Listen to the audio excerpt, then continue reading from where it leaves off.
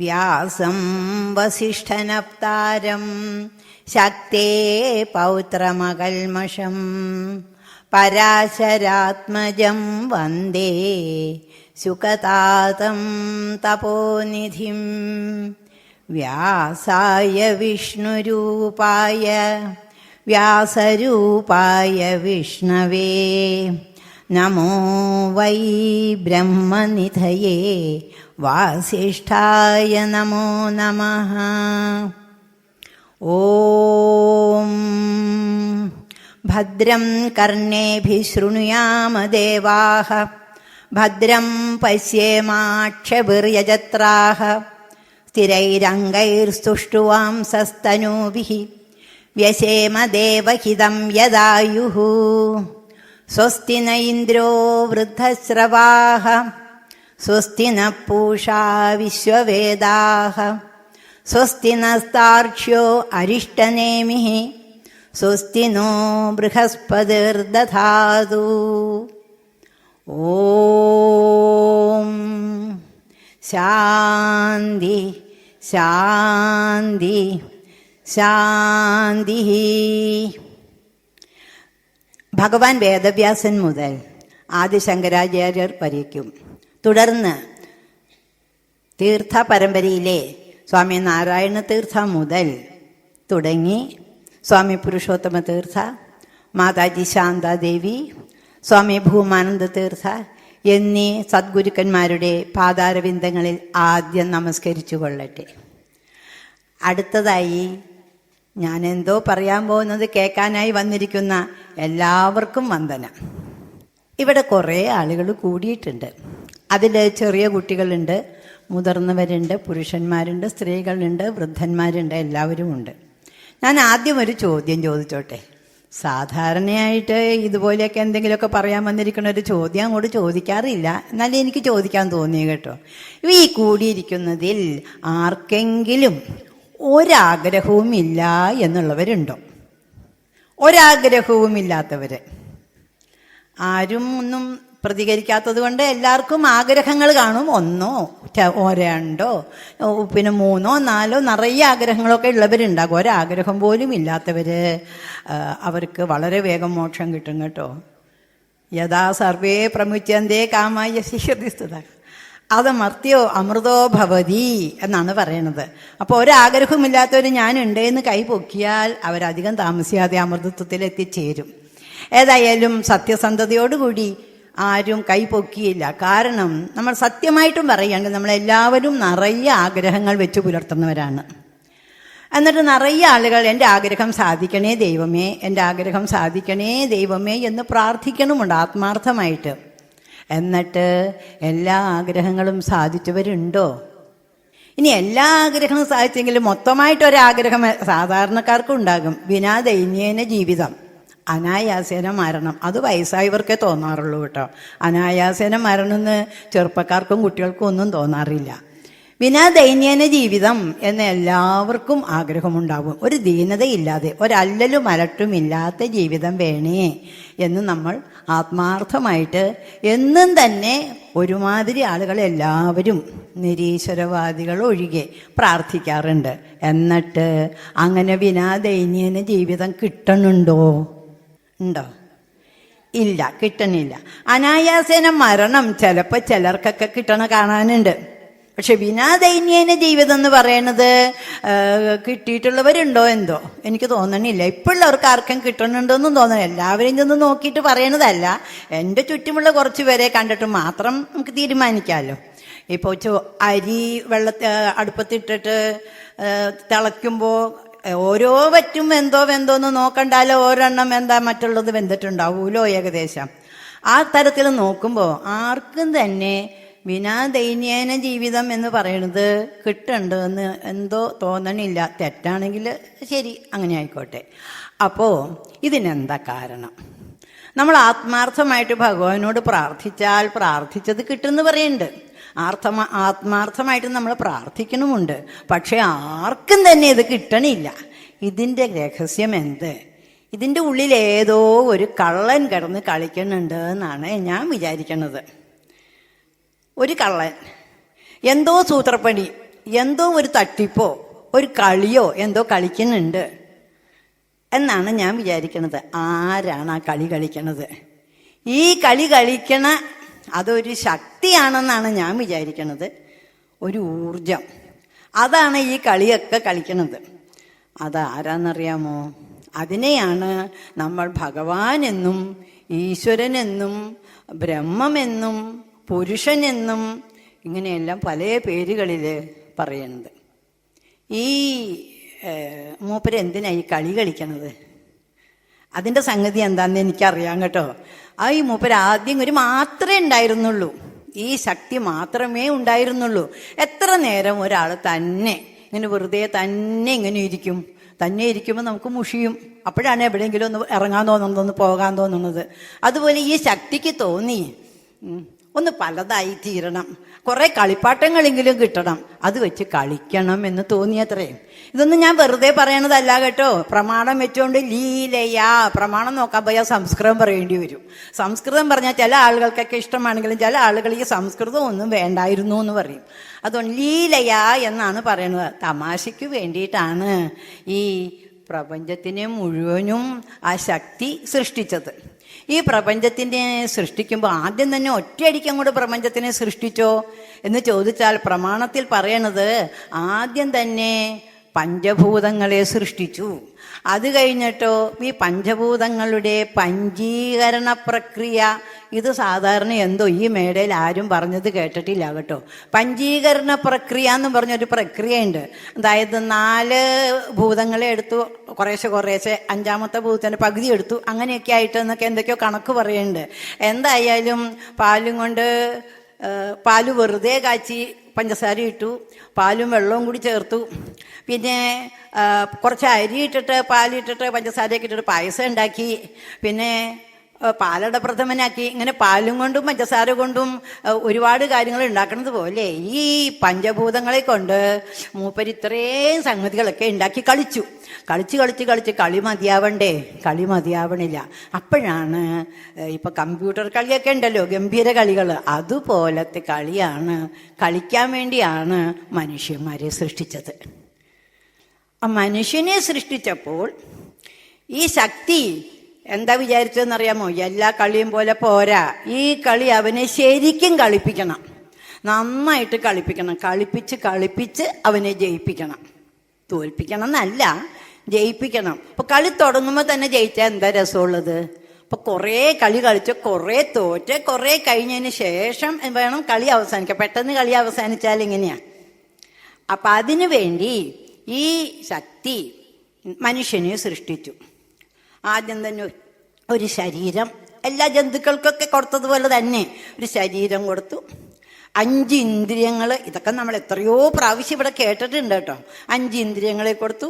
അതിൻ്റെ ഉള്ളിൽ എന്ത് കൊടുത്തു? അതിൻ്റെ ഉള്ളിൽ മനസ്സെന്ന് പറഞ്ഞ ഒരെണ്ണം, അതിൻ്റെ ഉള്ളിൽ ബുദ്ധി എന്ന് പറഞ്ഞ ഒരെണ്ണം, ഉള്ളിൻ്റെ ഉള്ളിൽ തൻ്റെ തന്നെ ഒരംശം, അവനവൻ്റെ തന്നെ ഒരംശം. അതാ ആ ശക്തി എന്തിനെല്ലാം സൃഷ്ടിച്ചിട്ടുണ്ടോ അതിലെല്ലാത്തിലും അതിൻ്റെ ഒരു ശക്തിയുടെ ഒരു ചെറിയ അംശത്തിനെ വെറുതെ വെച്ചില്ല, നല്ലോണം മൂടി പൊതിഞ്ഞ് ആർക്കും കാണാൻ വയ്യാത്ത രീതിയിൽ മൂടി പൊതിഞ്ഞ് അതിനെ ഇതിൻ്റെ ഉള്ളിൽ കൊടുത്തു. അതും പോരാഞ്ഞിട്ട് എന്ത് ചെയ്തു? കുറേ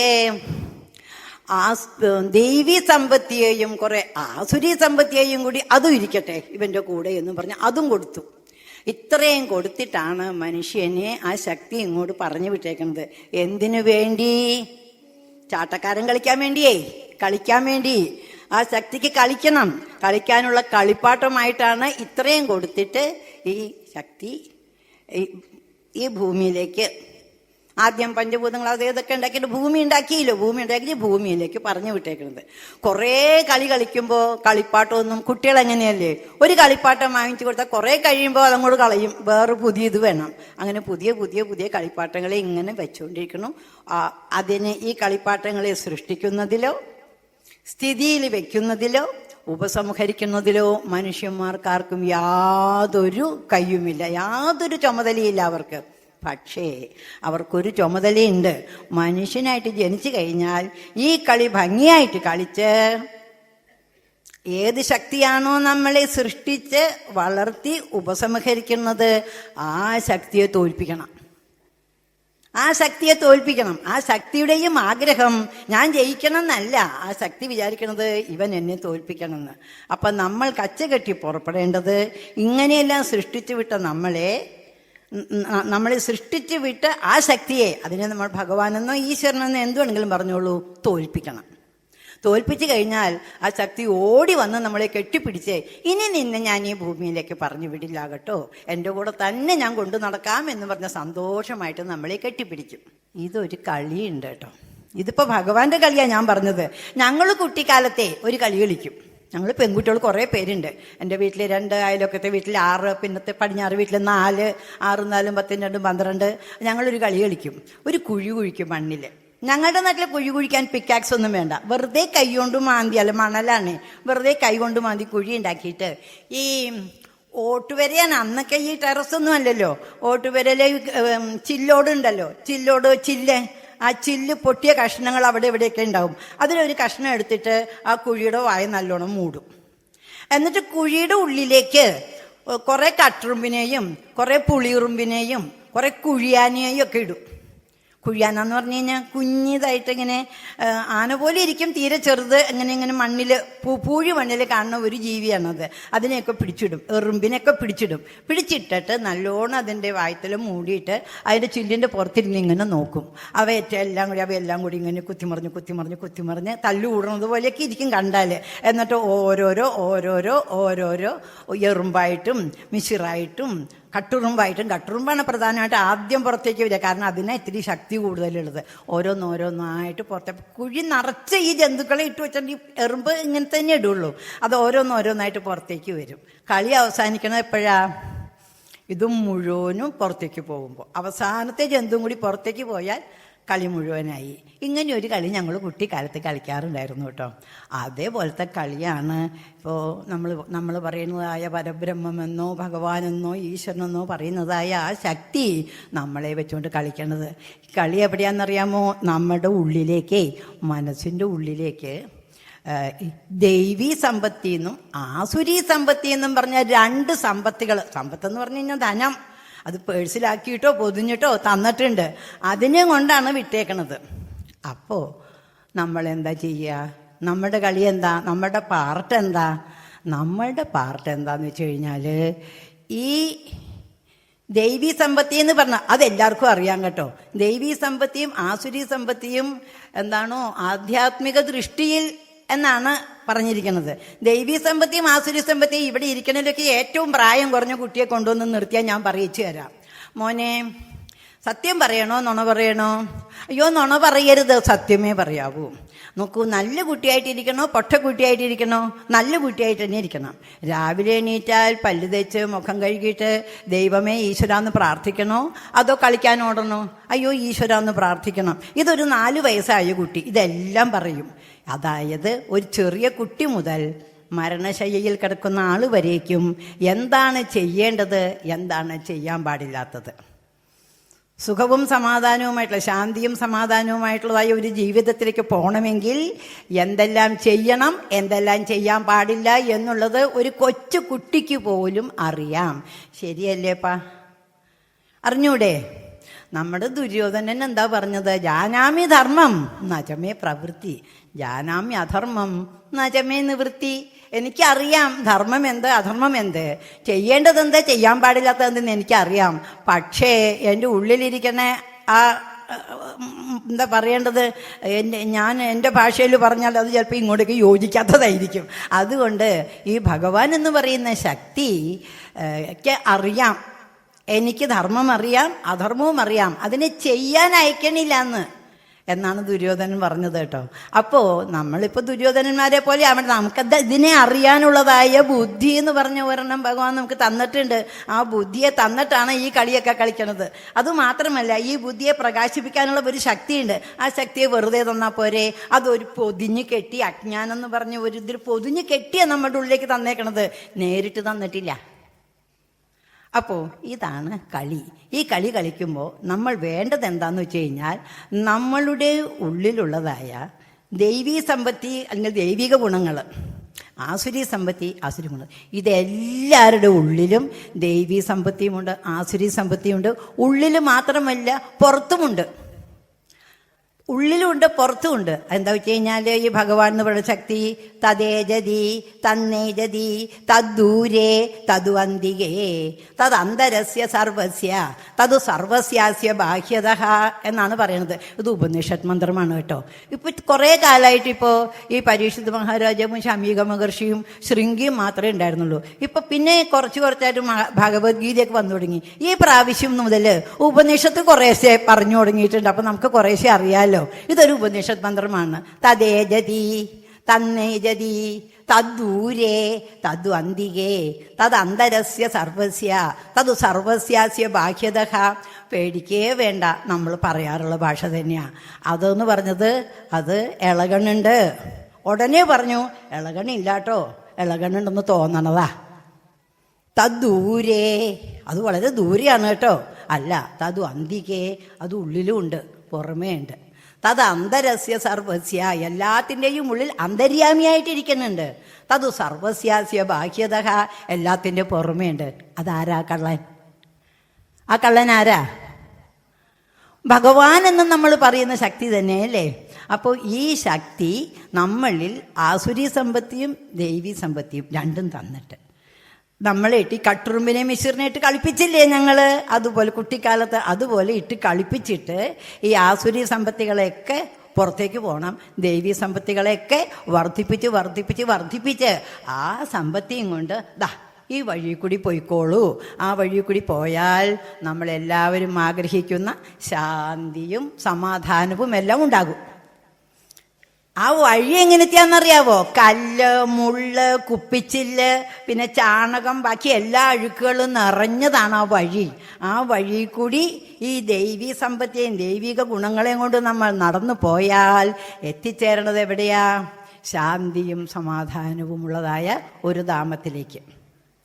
അതേ സമയത്ത് നമ്മളിൽ ആസുരി സമ്പത്തി തന്നിട്ടുണ്ടല്ലോ, അതിനെ വെച്ചുകൊണ്ടാണ് നമ്മൾ മുൻപോട്ട് പോകുന്നത് എന്നുണ്ടെങ്കിൽ നല്ല 70 ഫീറ്റ് റോഡ്, രണ്ട് വശങ്ങളിലും നിറയെ തണൽ മരങ്ങൾ, പുഷ്പങ്ങളൊക്കെയുള്ള ചെടികൾ, പിന്നെ തണ്ണീർ പന്തലുകൾ, സുഖമായിട്ടുള്ള യാത്ര, വളരെ സുഖമായിട്ട് യാത്ര ചെയ്ത് ചെന്ന് വീഴണത് നരകക്കുഴിയിൽ.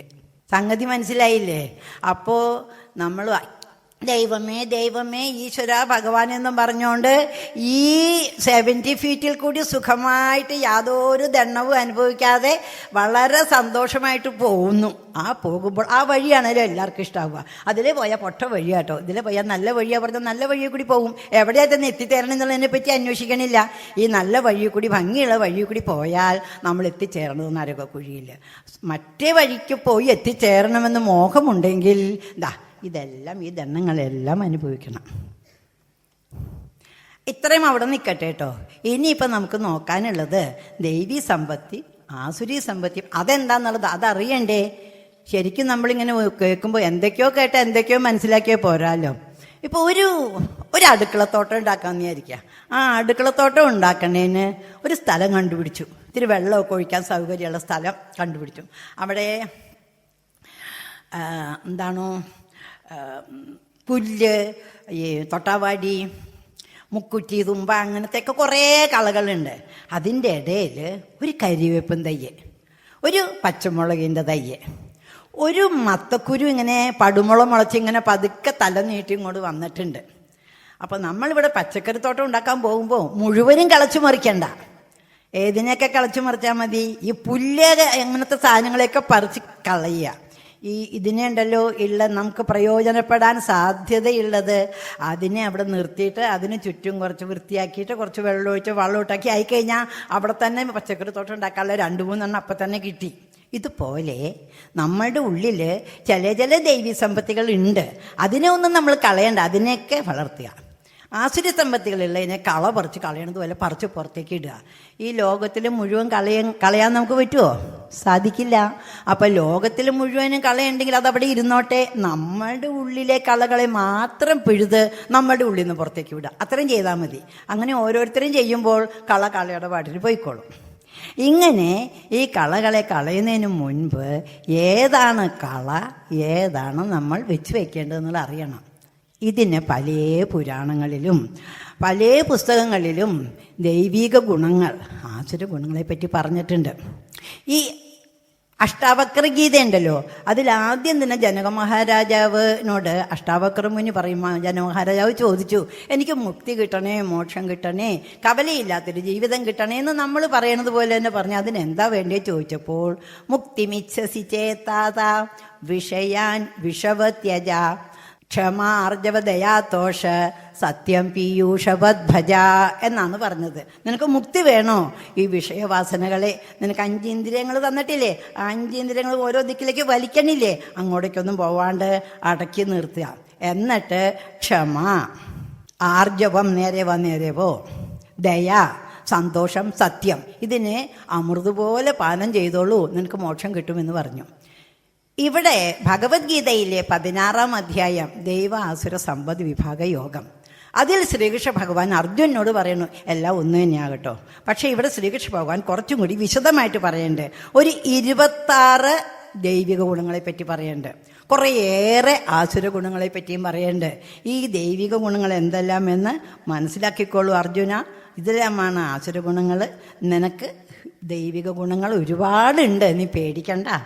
ആസുര ഗുണങ്ങളുള്ളതിനെ നമുക്ക് കളയാം. ഉള്ളത് വല്ലതും കുറച്ചൊക്കെ ഉണ്ടാവും. അത് അർജുനനെ പോലെയുള്ളവർക്ക്, നമ്മളെ പോലെയുള്ളവർക്കല്ല കേട്ടോ.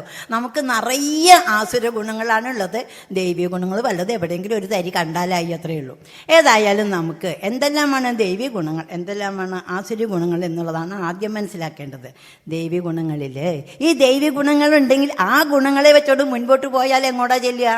ശാന്തിപഥത്തിലേക്ക്, ശാന്തിയും സമാധാനവുമുള്ള സ്ഥലത്തേക്ക്.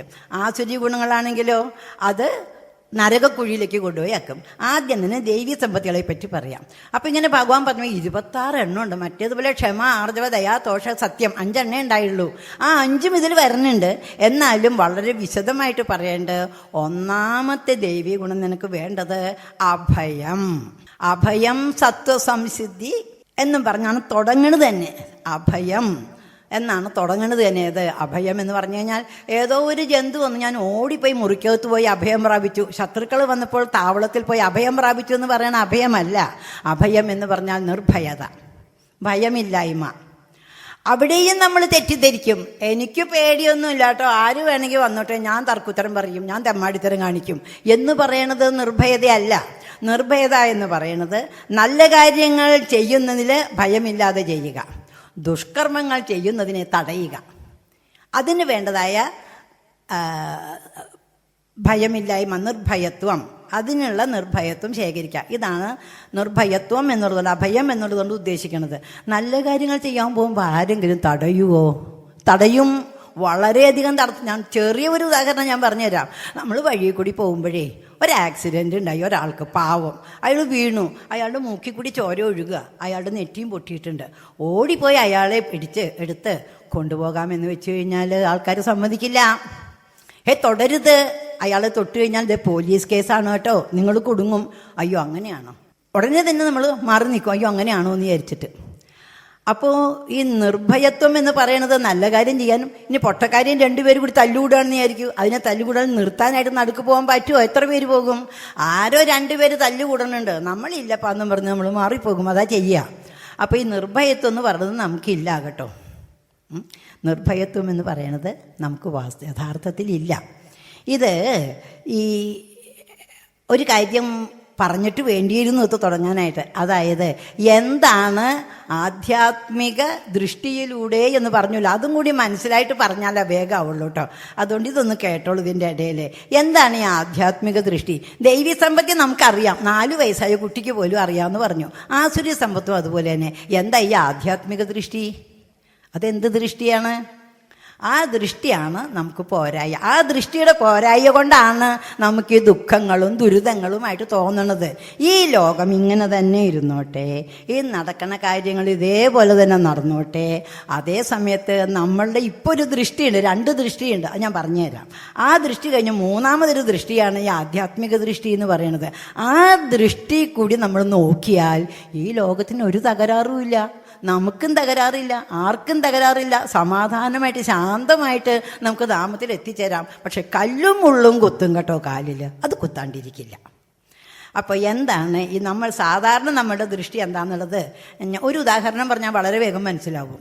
ഒരു ഗ്രൂപ്പ്, ഞാൻ ഈ ഗ്രൂപ്പിനെ ഉദ്ദേശിക്കണില്ല കേട്ടോ, ഉദ്ദേശിച്ചാൽ ആളുകൾക്ക് ചിലപ്പോൾ വിഷമം ഉണ്ടാവും. ഒരു ഗ്രൂപ്പ് ആളുകൾ ഉള്ളതിൽ ഒരാൾ പെട്ടെന്ന് കുഴഞ്ഞു വീണു എന്ന് വിചാരിക്കുക.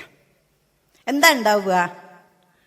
ഉടനെ എല്ലാവരും ബഹളം വയ്ക്കും. ഒരാൾ കുഴഞ്ഞു വീണു, ഒരാൾ കുഴഞ്ഞു വീണു, ഒരാൾ കുഴഞ്ഞു വീണു എന്നുള്ളത് ന്യൂസ് 4 ചുറ്റും പകരും. എല്ലാവരും കുഴഞ്ഞു വീണതിനെ ഇങ്ങനെ നോക്കി നിൽക്കും. എന്നാൽ അതിൽ കുഴഞ്ഞു വീണതിനെ നോക്കി നിൽക്കണമല്ലാതെ എന്താ സംഗതി എന്ന് പോയി അടുത്ത് പോയിട്ട് മുഖത്ത് കുറച്ച് വെള്ളം തെളിച്ച് നോക്കുക. അയ്യോ പ്രജ്ഞയില്ലല്ലോ, നമുക്കൊരു കാര്യം ചെയ്യാം. ഇതിങ്ങനെ വെറുതെ നമ്മളിങ്ങനെ കുഴഞ്ഞു വീണു എന്ന് പറഞ്ഞിട്ട് കാര്യമില്ല. ഉടനെ തന്നെ ഒരു വണ്ടി കൊണ്ടുവന്ന് ആശുപത്രി കൊണ്ടുപോവുക എന്നൊരാൾ പറയും. 1 2 പേര് പറയുമായിരിക്കും. പറഞ്ഞു കഴിഞ്ഞാൽ അവർ മുൻകൈ എടുത്തിട്ട് ഇയാളെ പിടിച്ച് ആശുപത്രിക്ക് കൊണ്ടുപോയി. ബാക്കിയുള്ള ആളുകൾക്കൊക്കെ വെപ്രാളായി. അയ്യോ എന്താണോ അയ്യക്കടെ അയാൾക്ക് എന്താണാവോ എന്നുള്ള വെപ്രാളം ഉണ്ടാവില്ലേ? ഇല്ലേ? അപ്പോൾ ഈ ആശുപത്രിക്ക് കൊണ്ടുപോയ ധൈര്യശാലികളുണ്ടല്ലോ, ഡോക്ടർ വന്നു, കൊണ്ടുപോയി പരിശോധിക്കാൻ കൊണ്ടുപോയി.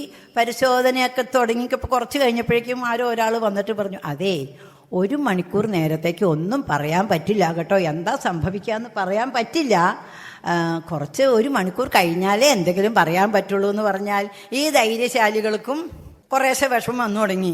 1 മണിക്കൂർ കഴിഞ്ഞാൽ എന്താണാവോ പറയാൻ പോണത്? 1 മണിക്കൂർ കഴിയുമ്പോൾ 2 എണ്ണം പറയാം. ഒന്ന്, സാരമില്ല, ഒരു 10 ദിവസം റെസ്റ്റ് എടുത്താൽ മതി, ഇവിടെ കിടന്നോട്ടെ, ICUവിൽ കിടന്നോട്ടെ, അവർക്കും സൗകര്യം നമുക്കും സൗകര്യം, കിടന്നോട്ടെ എന്ന് വയ്ക്കും. അല്ലെങ്കിലോ പോയി കേട്ടോ, പ്രാണൻ പോയി. ഈ ആദ്യം പറഞ്ഞാൽ കുറച്ചൊരു സമാധാനം ഉണ്ടാവും. പ്രാണൻ പോയി എന്നാണ് കേട്ടേന്ന് വിചാരിക്കും. അങ്ങനെയാണെങ്കിൽ ആദ്യം വെപ്രാളം വിളിച്ച ആളുകളുടെ മനസ്സുപോലെ തന്നെയാകും ഈ ധൈര്യശാലികളുടെ മനസ്സും. പോയില്ലോ എന്ന് സങ്കടം തോന്നില്ലേപ്പാ? നിങ്ങളിത് എങ്ങനെ ആലോചിക്കണം എന്നറിയാമോ? നിങ്ങളുടെ ആർക്കെങ്കിലുമോ നിങ്ങൾക്കോ ഇത് സംഭവിക്കുകയാണെങ്കിൽ എങ്ങനെ ഇരിക്കും എന്ന് ആലോചിച്ച് നോക്കിയാലേ ഇതിൻ്റെ വിഷമം ശരിക്കും മനസ്സിലാവുള്ളൂ. അവരും വിഷമിക്കും. ആദ്യത്തെ കൂട്ടരുണ്ടല്ലോ, കേട്ട ഉടനെ വെപ്രാളം പിടിച്ചവര്, അവര് നിൽക്കുന്നത് ഈ 1ാമത്തെ ലെവലിലാണ് കേട്ടോ. അവർക്ക് എന്ത് കേട്ടാലും അവർക്കതിനെ താങ്ങാൻ പറ്റില്ല. ഉടനെ തന്നെ വികാര തലത്തിലാണ് അവർ നിൽക്കണത്. എന്ത് കേട്ടാലും ഉടനെ തന്നെ വികാരം പുറത്തേക്ക് വരും. 2ാമത്തെ കൂട്ടർ ഈ ധൈര്യമായിട്ട് പോയില്ലോ, അവർ കുറച്ച് വിചാരശീലന്മാരാണ്. ഒരുപാട് വിചാരശീലമായിട്ടില്ല, എന്നാൽ ഇവരെക്കാൾ കുറച്ചും കൂടി മെച്ചപ്പെട്ട 2ാമത്തെ തലത്തിലുള്ളവരാണ്. ഇനി അവരാണെങ്കിലും ഈ കണ്ട ഡെഡ് ബോഡി ഇങ്ങോട്ട് കൊണ്ടുവന്നു കരഞ്ഞോണ്ട് ദഹിപ്പിച്ച് കുറേ നാൾ അതിൻ്റെ സങ്കടങ്ങളൊക്കെ നിൽക്കുകയൊക്കെ ചെയ്യും. അത്രയും കാലത്തേക്ക് ദുഃഖമായോ? 3ാമതൊരു കൂട്ടരുണ്ടപ്പ, അവരെ സാധാരണ കാണാൻ കിട്ടില്ല. അവനാണ് ആധ്യാത്മിക തലത്തിൽ നിൽക്കണവര്. അവർക്ക് ഈ വന്നു നിന്നു ഒരുത്തൻ കുഴഞ്ഞു വീണോ നോക്കി ആശുപത്രി കൊണ്ടുപോകണത് അവൻ നല്ലത്. കൊണ്ടുപോയി ഡോക്ടറെ കാണിച്ചു. ഡോക്ടർ വന്ന് പറഞ്ഞു, ഇത്തിരി സീരിയസ് ആകട്ടോ എന്ന്. നമുക്ക് നോക്കാം. 1 മണിക്കൂർ കഴിഞ്ഞപ്പോൾ പറഞ്ഞു പ്രാണൻ പോയി എന്ന് പറഞ്ഞു. പ്രാണൻ പോയി എന്ന് പറഞ്ഞാലും പ്രാണൻ പോവില്ല എന്ന് പറഞ്ഞാലും 10 ദിവസം ഇവിടെ കിടക്കട്ടെ പറഞ്ഞാലും എന്ത് തന്നെ പറഞ്ഞാലും ശരി, അവരുടെ മനസ്സിന് യാതൊരു ക്ഷോഭവും ഉണ്ടാവില്ല. അങ്ങനത്തെ ആളുകളെ നിങ്ങൾ കണ്ടിട്ടുണ്ടോ? അല്ല, നമ്മൾ കണ്ടിട്ടോ? ഞാൻ കണ്ടിട്ടില്ല. അങ്ങനത്തെ ആളുകളുണ്ട്. എന്ത് തന്നെ വന്നാലും പാലം കുലുങ്ങിയാലും കേളൻ കുലുങ്ങില്ല എന്ന് പറഞ്ഞ് മനസ്സിനെ അത്രയ്ക്ക് ഉറപ്പിച്ച് നിർത്തി ധൈര്യമായിട്ട് എന്ത് തന്നെ വന്നാലും അതിനെ താങ്ങാനും. ഇനി എന്താ വേണ്ടത്? ശവസംസ്കാരം ചെയ്യണം. തിരിച്ചു വന്നു. ഇവരെല്ലാവരോടും സംസാരിച്ചപ്പോൾ ആർക്കാ അറിഞ്ഞൂടാത്തേ ജനനമുണ്ടെങ്കിൽ മരണമുണ്ടെന്ന്? ആ 4 വയസ്സായ കുട്ടിയും പറയും, ഞാൻ ജനിച്ചിട്ടുണ്ടെങ്കിലും മരിക്കും, എൻ്റെ മുത്തച്ഛൻ മരിച്ചു, കുറേ നാൾ കഴിഞ്ഞാൽ എൻ്റെ അച്ഛനും അമ്മയും മരിക്കും, കുറച്ച് കഴിഞ്ഞാൽ ഞാനും മരിക്കും, എല്ലാവർക്കും അറിയാതെ. എന്നിട്ട് പിന്നെ എന്തിനാ വെപ്രാളം പിടിച്ചത്? കുറച്ച് വിചാരശീലമുള്ള ആളുകൾ ആദ്യം കുറച്ച് നിയന്ത്രണം കാണിച്ച് വലിയ ധൈര്യശാലികളായാലും മരിച്ചു എന്ന് പറഞ്ഞപ്പോൾ എന്തിനാ വിഷമിച്ചത്? നന്നായേ ഉള്ളൂ മരിച്ചത് എന്ന് വിചാരിക്കാനുള്ളതല്ലേ ഉള്ളൂ. ആ 3ാമത്തെ തലത്തിൽ നിൽക്കുന്ന ആളുകൾക്ക് മരണം എന്ന് പറഞ്ഞ ഒരെണ്ണം സംഭവിച്ചിട്ടേ ഇല്ല, സംഭവിച്ചതായിട്ട് അവർക്ക് തോന്നണമില്ല. മരിച്ചോ ആട്ടെ, ആ ശവസംസ്കാരം നടത്തുക. ഇതാണ് ആധ്യാത്മിക ദൃഷ്ടി എന്ന് പറയുന്നത്. ഈ ആധ്യാത്മിക ദൃഷ്ടിയിലൂടെ വേണം അഭയം, നിർഭയത എന്നുള്ളതിനെ വ്യാഖ്യാനിക്കാനായിട്ട്. അപ്പോൾ ഒരാൾക്ക് നിർഭയത്വം എന്ന് പറഞ്ഞാൽ നല്ലത് ചെയ്യുമ്പോൾ എതിർപ്പ് വന്നാലും എതിർപ്പിനെ വകവയ്ക്കാതെ നല്ലത് ചെയ്യുക. അതേ സമയത്ത് 2 കൂട്ടർ തമ്മിൽ തല്ലുകൂടുകയാണെങ്കിൽ ആ തല്ലുകൂടിനെ നിർത്തൽ ചെയ്യുക, അതിനും ധൈര്യം വേണം. ഇത് രണ്ടിനും ധൈര്യം വേണം. നമുക്കിതെന്തെങ്കിലും ഉണ്ടോ? ആർക്കെങ്കിലും ഇതെന്തെങ്കിലും ഉണ്ടോ എന്ന് ചോദിച്ചാൽ ഭർതൃഹരി അതിന് മറുപടി പറഞ്ഞിട്ടുണ്ട് കേട്ടോ. എല്ലാവർക്കും ഭയം മാത്രമേ ഉള്ളൂ. ഭോഗേ രോഗഭയം, കുലേ ച്യുതി ഭയം, വൃത്തേ നൃപാലാദ് ഭയം. 3 ഭയം ആദ്യം പറഞ്ഞു. ഭോഗേ രോഗഭയം, നല്ലോണം സുഖമായിട്ട് ഇപ്പം ഉണ്ടല്ലോ, ഇത് കഴിഞ്ഞ് കഴിഞ്ഞാൽ ഉടനെ കഴിഞ്ഞല്ലൊക്കെ എനിക്കൊരു നല്ല ഒരു കൂൾ ഡ്രിങ്ക്, എന്തൊരു മധുരാന്നറിയാവോ, എന്തൊരു രുചിയാന്നറിയാമോ അതിന്, എനിക്ക് തരൂ. 1.25 മണിക്കൂർ നേരം എന്തൊക്കെയോ പറഞ്ഞതല്ലേ വെച്ചിട്ട്. പക്ഷേ ഞാനിത് കുടിക്കാൻ പോകുമ്പോൾ എനിക്ക് പേടിയാ, പ്രമേഹം അതെങ്ങാനും ലെവല് വിട്ടു പോയാലോ, പിന്നെ ബുദ്ധിമുട്ടാവൂലോ, വേണ്ട. കുലേ ച്യുതി ഭയം, ഞാൻ നല്ല കുലത്തിൽ ജനിച്ചതാണ്, കുലമൊക്കെ പോട്ടെ, ഞാൻ നല്ലൊരു സ്വാമിജിയുടെ, വളരെയധികം പേരുകേട്ട ഒരു സ്വാമിജിയുടെ ശിഷ്യയാണ്, പുരുഷോത്തമ സ്വാമിജിയുടെയും ശാന്താദേവി മാതാജിയുടെയും. ഞാനെന്തെങ്കിലും വേണ്ടാതനം പറഞ്ഞു പോയാൽ അവർക്കല്ലേ അതിൻ്റെ നാണക്കേട്. അപ്പോൾ ഞാൻ നല്ല ഒരു രീതിയിലുള്ള ഒരു ഗുരുക്കന്മാരുടെ അടുത്ത് വന്നിട്ട് മോശമായിട്ട് എന്തെങ്കിലും സംസാരിച്ചു പോയാലോ, ഈ പേടി എനിക്കുണ്ട്. കാരണം ഞാൻ അങ്ങനെ പറയാറുള്ള ആളാണ്, ഞാനങ്ങനെ പലപ്പോഴും പറയാറുള്ള ആളാണ്. അതുകൊണ്ട് അങ്ങനെ പറയരുത്. അതുകൊണ്ട് പേടിച്ച് സംസാരിച്ചാൽ ശരിയാവുമോ? സംസാരിക്കാമെന്ന് നിൽക്കുമ്പോൾ നിർഭയത്വത്തോടു കൂടി വേണ്ടി വരാനായിട്ട്. വിത്തേ നൃപാലാദ് ഭയം. അടുത്തത് പണം ഉണ്ടായി, കുറേ കാശുണ്ട്, വെറുതെ പെട്ടിക്കകത്ത് വെച്ച് കഴിഞ്ഞാൽ അത് ഈ സിൽവർ ഫിഷ് ആയിരിക്കേ ഉള്ളൂ, അതിനെ കൊണ്ട് ബാങ്കിൽ നിക്ഷേപിക്കാം. 5 ലക്ഷം കവിഞ്ഞാൽ ടാക്സ്, 5 ലക്ഷം കഴിഞ്ഞാൽ പാൻ നമ്പർ കൊണ്ടുവരാൻ പറയും, പാൻ കാർഡ് കൊണ്ടുവരാൻ പറയും. നോക്കും എവിടേക്കാണ് ഡെപ്പോസിറ്റ് ഉള്ളത്. 5 ലക്ഷം കവിഞ്ഞോ, 1 ലക്ഷത്തിന് ഇത്ര രൂപ വെച്ച് ടാക്സ് തന്നോളാം. അപ്പോൾ വിത്തേ നൃപാലാദ് ഭയം, രാജാക്കന്മാരെ ഭയം എന്നാണ് അന്ന് പറഞ്ഞത്. ഇപ്പം രാജാക്കന്മാര് ടാക്സ് പിരിക്കണവരാണല്ലോ, അവരെ ഭയം.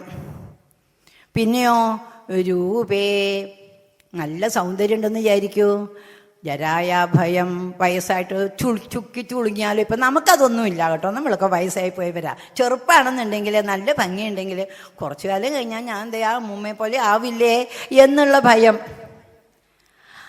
അപ്പോൾ കായേ കൃതാന്താത് ഭയം, ശരീരത്തെ പറ്റി ആലോചിക്കുമ്പോൾ കാലമാടം വന്ന് വരിഞ്ഞു കെട്ടി കൊണ്ടുപോവില്ലേ എന്നുള്ള ഭയം. ഇങ്ങനെ മനുഷ്യന്മാർക്ക് ഭയം മാത്രമേ ഉള്ളൂ. ഇനി ശാസ്ത്രേ വാദിഭയം, നല്ലോണം ശാസ്ത്രജ്ഞനാണോ, കുറേ പഠിച്ച ആളാണെങ്കിലോ, എന്നെക്കാളും പഠിച്ച ഒരാൾ വന്നിട്ട് വലിയതായിട്ട് വേറെ ഒരു പ്രസംഗം ഇവിടെ പറഞ്ഞിട്ട് എൻ്റെ പ്രസംഗം എങ്ങാനും മോശമായി പോയാലോ, പ്രതിവാദി വന്നിട്ട് ഞാൻ മോശമായി പോയാലോ എന്നുള്ള ഭയം.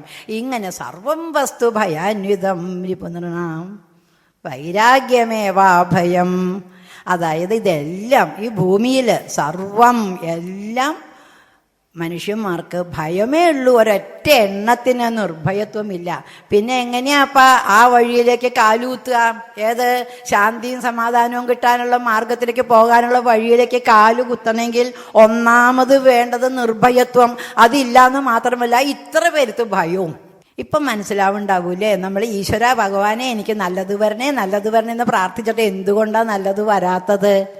അത് ഈശ്വരൻ്റെ കയ്യിലല്ല, നമ്മളുടെ കയ്യിലായിരിക്കണത്. ഈ നിർഭയത്വം എന്നുള്ളത് നമ്മൾ ആർജിക്കേണ്ടതാണ്.